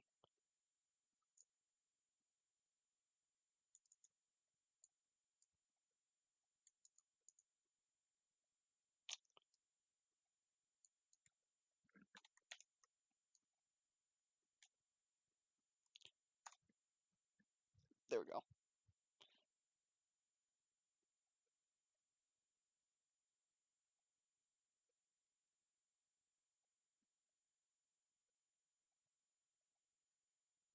And also, how you tell someone who's in charge from someone who's just under them in charge is if they're in charge, they have gold lines, or if they're in charge, they have gold accents. If they're second in charge, or directly under the person in charge, like for example, a lieutenant might have gold accents, whereas a sergeant would have silver. If we were to use those terms, and with green and blue, which doesn't quite make sense. I mean, squad leaders are sergeant, kind of. But yeah. Also introducing the shorthand for Defender, Differ, which the shorthand for Peacemaker is Peacer. Only salute. And no, because I touched things. There we go. All back to normal. Yeah, LibreOffice likes making random empty pages. I mean, so does Word. Actually, not thinking about it. And then, as opposed to pretty much every Peacemaker, or as opposed to again pretty much every Peacemaker that I've shown, like this Steffer who's on the job and is charged with doing security in this area in this zone. Like he is extremely professional, which is something that you don't normally see in Green and Blue. Like he's supposed to be modern military, modern police, like modern U.S. military, modern police. If you were to walk up and talk to one in public when they were on duty, um, whereas if you do that to a normal peacemaker or even a normal defender, they will not be as stiff as this guy, which is not necessarily a bad thing, but still, it's just not how Green and Blue does things. 100 minutes. Oh, it's been 2 hours. Okay. 155. Oh no, it's not exactly 2 hours yet. Well, yeah, it's getting there. All right.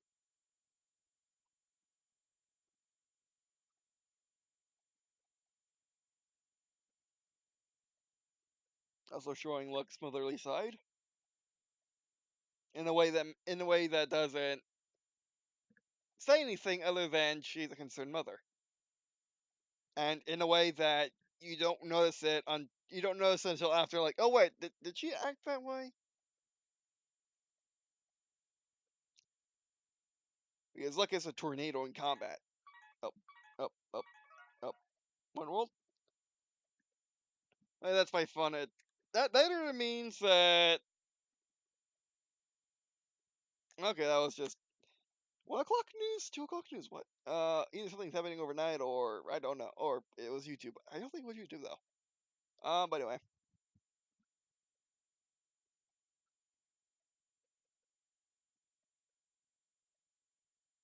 and then this is a couple pages in. He's telling you exactly why security is different in the future. Um, like Green and Blue TSA is different than American TSA. Um,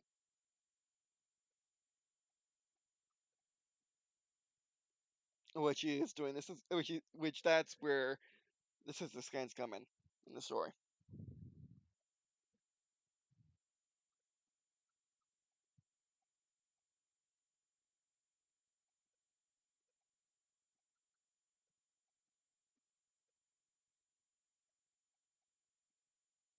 And then he gets the single line about uh how he feels about having the chief leader and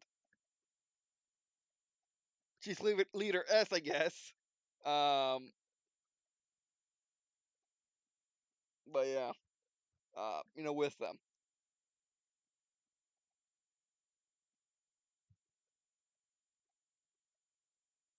Okay, make that 2 lines. I actually wrote 2 lines. That's good.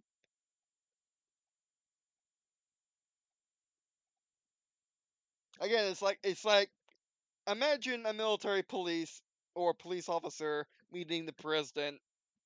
That's what you get here. After like they've been told by the Secret Service the president coming, you should be get ready and stuff like that.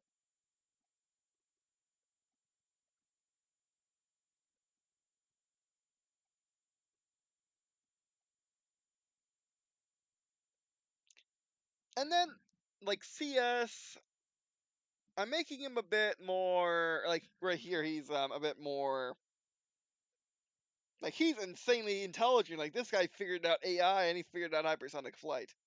Like this guy's insanely intelligent. It's just that he's more socially awkward, I guess.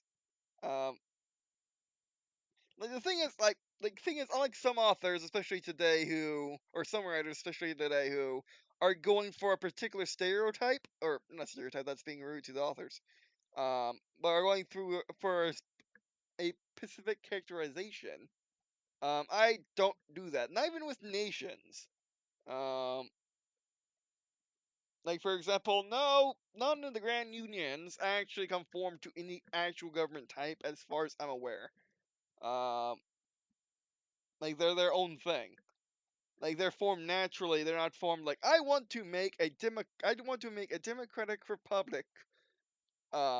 Grand Union. Like even then, the NASCAR is not that. But yeah,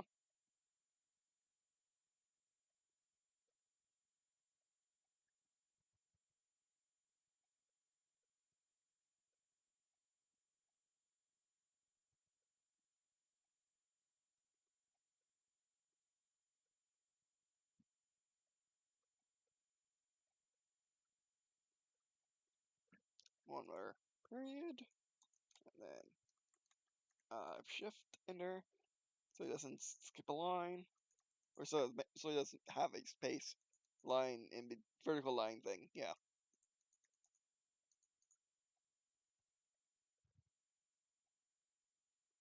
and then this is Jared actively making it funny, actively making a joke, which doesn't sound much different than his normal speak because in real life, I can make a joke and no one will get it. It's a joke, and no one will get it's a joke. And sometimes people will laugh when I'm just saying something normally, and I didn't even think it could even be funny. So yeah,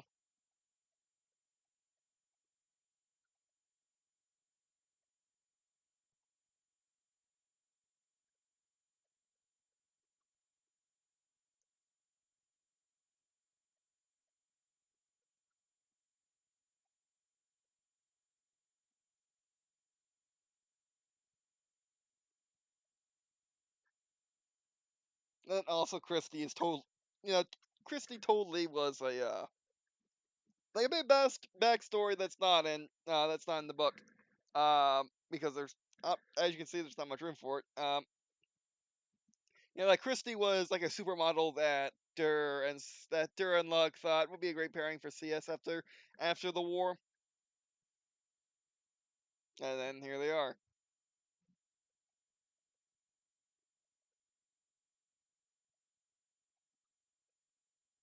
Which is supposed to be a bit of a contrast to Dur and Luck, who are extremely equals.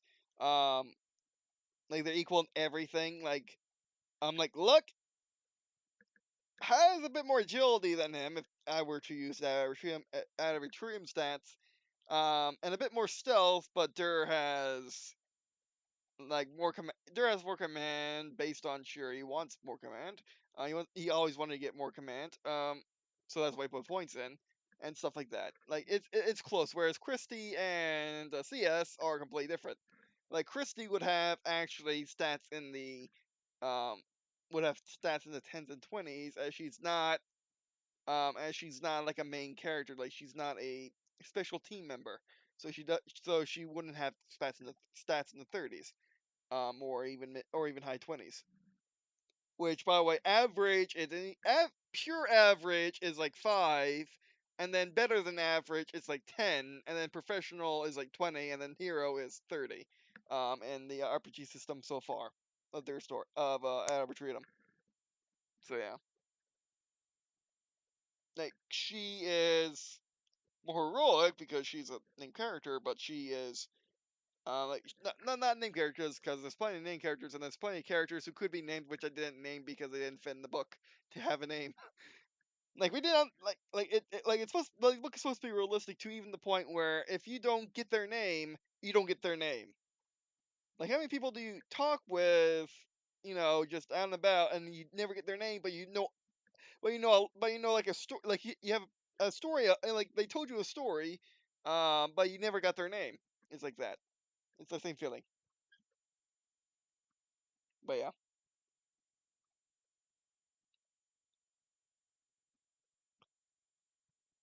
Also, I need to have the sickle thing. I mean, the sickle thing. I always forget what it's called. Because this description, basically, I have these circle things for description, so you can either if you see a paragraph with these circle things around it, then you know that I should probably skip it if you don't like descriptions. Um, or it's to help if you're reading through the book, you find the if you see that those are descriptions, so yeah, you can find so I can find descriptions easier.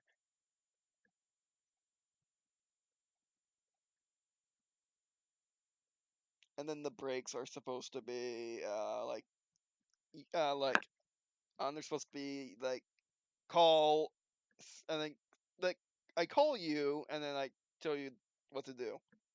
Like the breaks are supposed to give you the idea of what they're of who they're talking to, and then the rest is the order.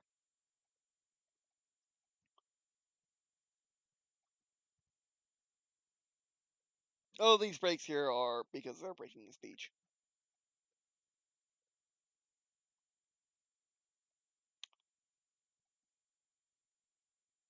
Um,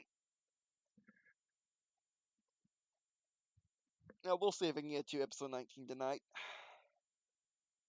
I just don't know where I am. Let's go down a bit. Oh, this was one of the long words. Oh, I'm on act 2, jeez.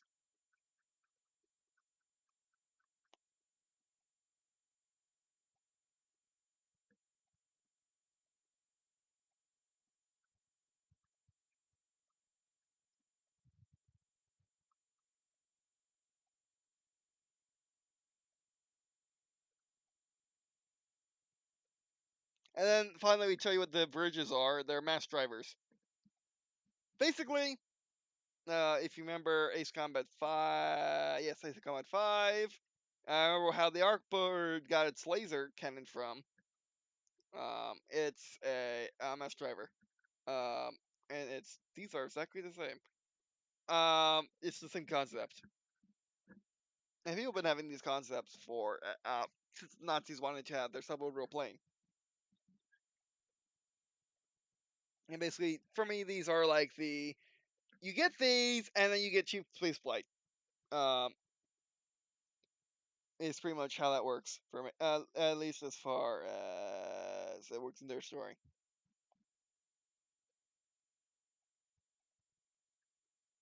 And then here's the descriptions of circle things. I always forget what they're called.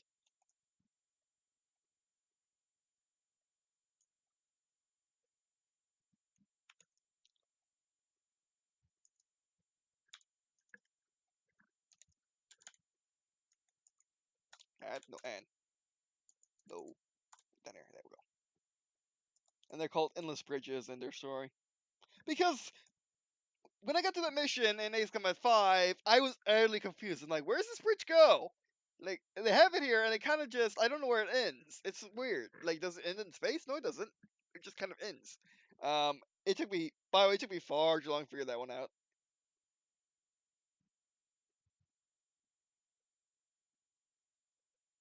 But yeah, we'll wrap it up once we get to Act 3, or Episode 18, Act 3, because I am extremely tired. But yeah,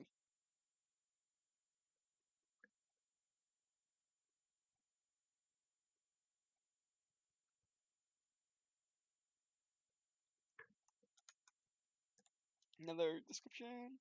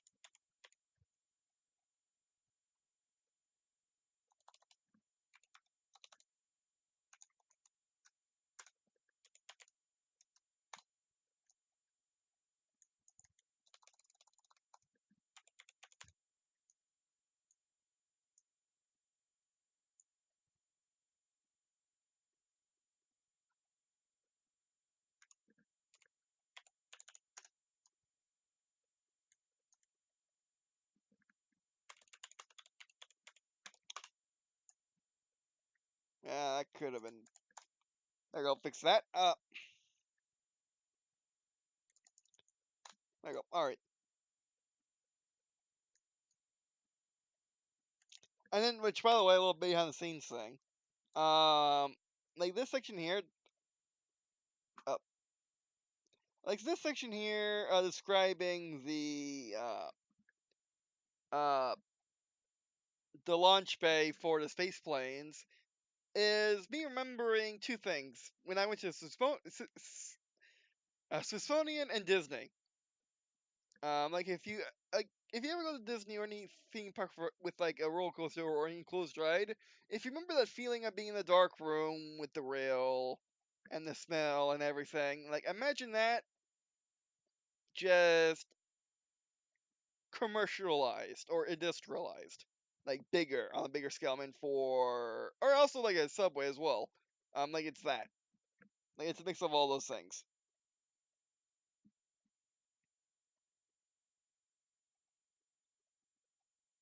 I'll leave it, Locus.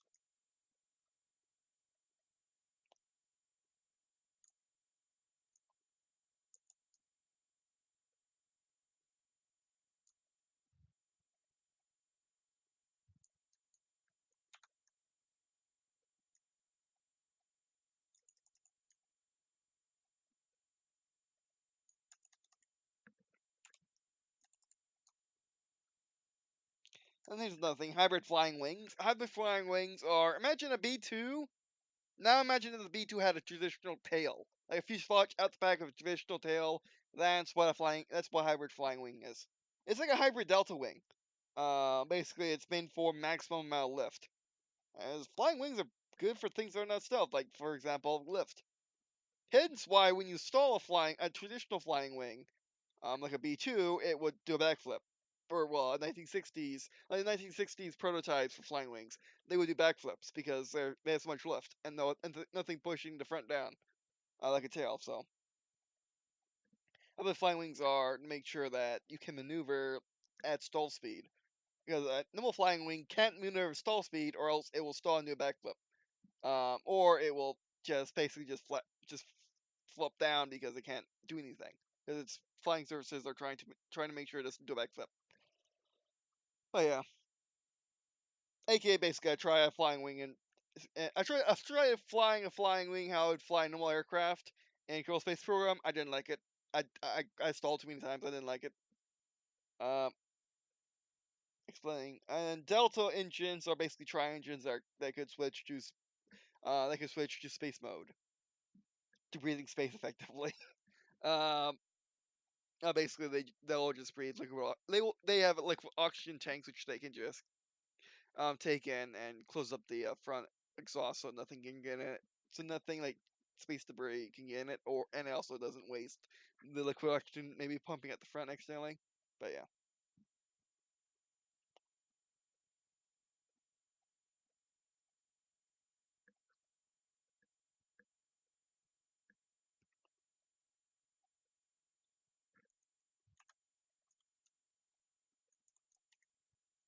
And also another thing which I theorize could work, is a flying wing being so big you have actually tons of horizontal space. You want to have a lot of you know you want to have a lot of space going back and forth for the plane, but you have a lot of space going to the side of the plane. At least I would think so.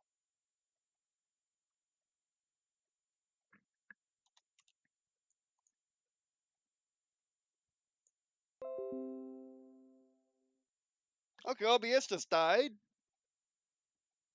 Um, okay, that was weird. I think everything's a-okay. Let me spin my mouse around.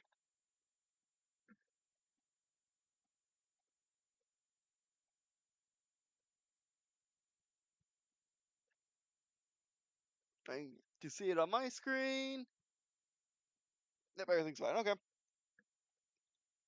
And this is like my second time streaming with OBS, so yeah.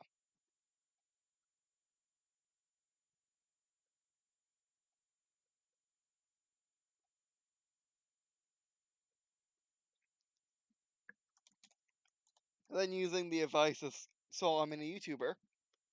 No Windows. I mean, there are windows, but they're behind hatches, like on the tank. So, or on a APC, on a military vehicle. So basically, it's hatches. Basically, they're emergency windows if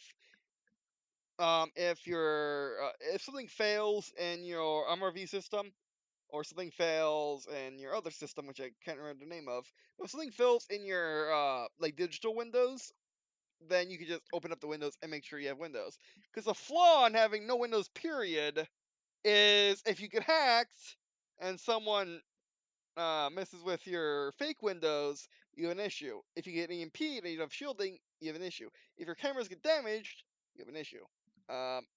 Like the thing is, if a window gets damaged and it breaks, what's the matter? You just have a hole, which in a spacecraft that's terrible, but still. Uh, no, but still, like it's better than having no vision.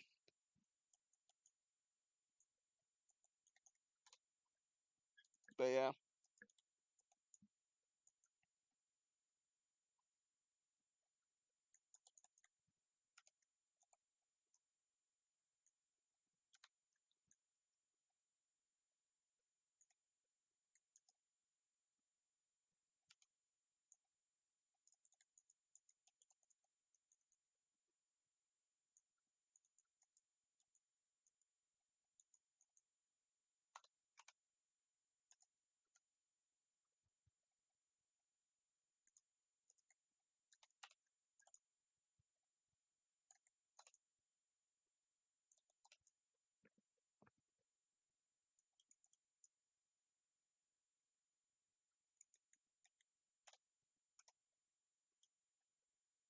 yeah, that's fine.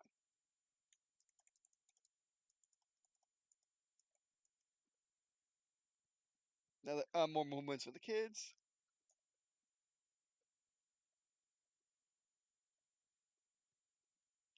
Missing period. Added period.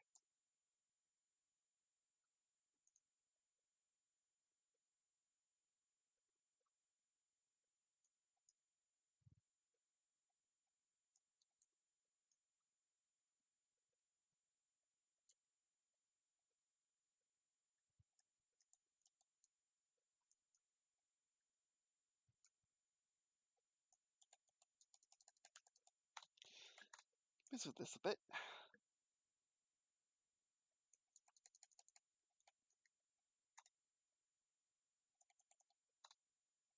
There we go.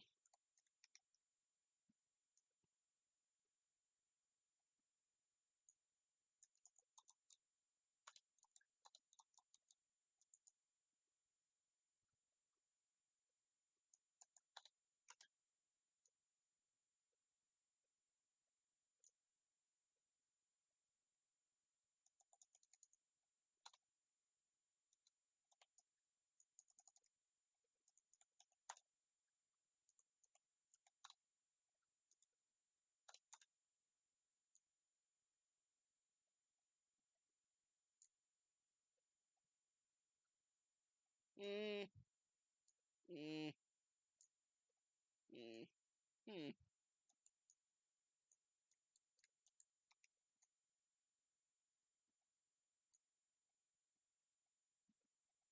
I got way dealing with this. We are just going to mesh these so we can change these around to give it more sense.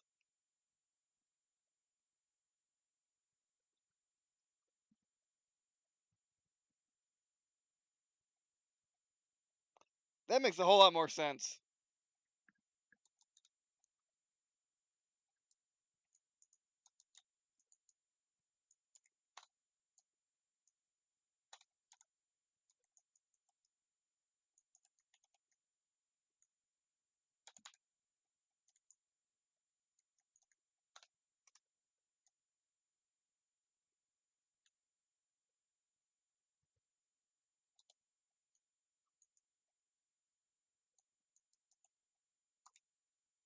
There we go.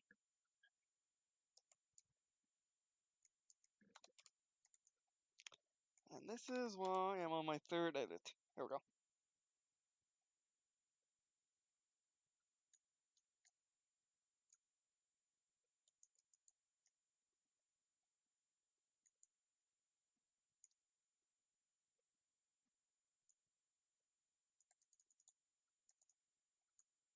And after like that epic, like let's think about this moment for a second. How epic it is. Oh, by the way, what are the kids doing? There's a lot of that in this book. Another thing about it.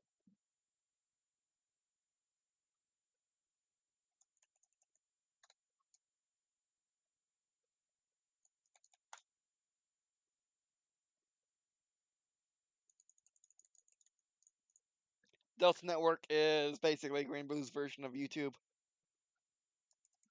Also Twitter, also Facebook.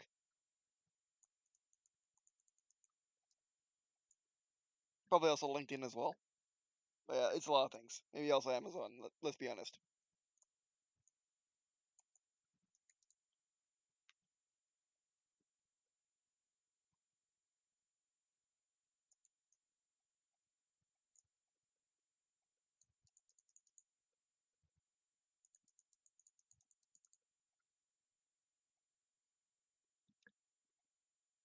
And having some, we're in the future now talk. Like, we're in the future now, yes, people still watch, like videos on the internet. At least, because it's not a YouTube video, it's a Telnet video. But yeah. What that would be, and what that would be like, if you had young kids and, if you were watching videos, which honestly, I could just ask my cousins how that works, but anyway. But yeah.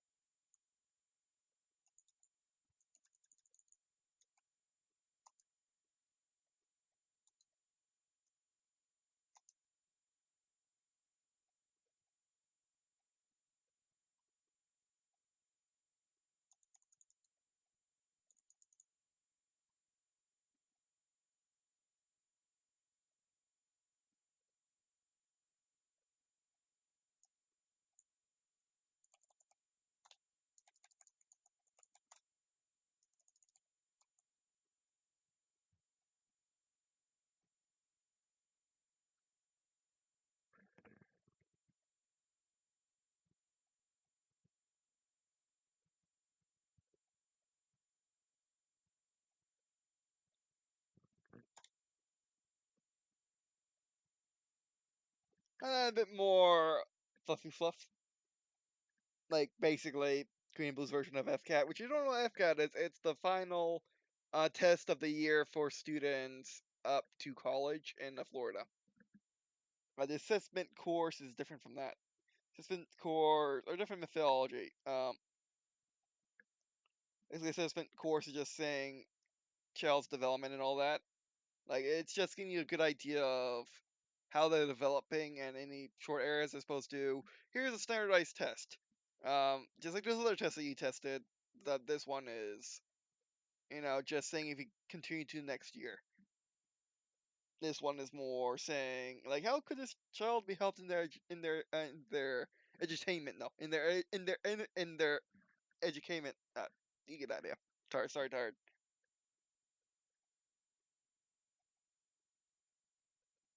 This book has a lot of derelict moments. How long is Act 3 of this chapter? I mean, of this episode? Okay, not that long. We can do it. We can do it. I can push through it.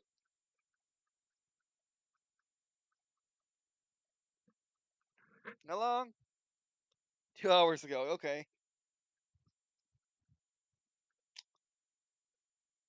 I mean, we got through two. You got through 2 acts. I want to get through an episode though. Okay, let's do this.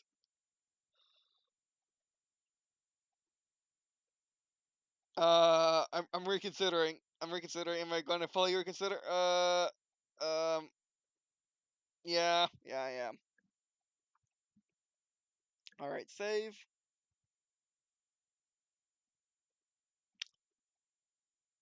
Okay. All right. So that'll be it for this stream. Thanks for watching. Really appreciate watching on this stream, you two. Yeah. That was fun. We got a lot of work done. I mean, okay, maybe not more. Maybe not as a lot as sometimes I actually get through, but for my first wall building stream and editing stream, it did well. Or I I did well. Jeez, we did well. Something did well.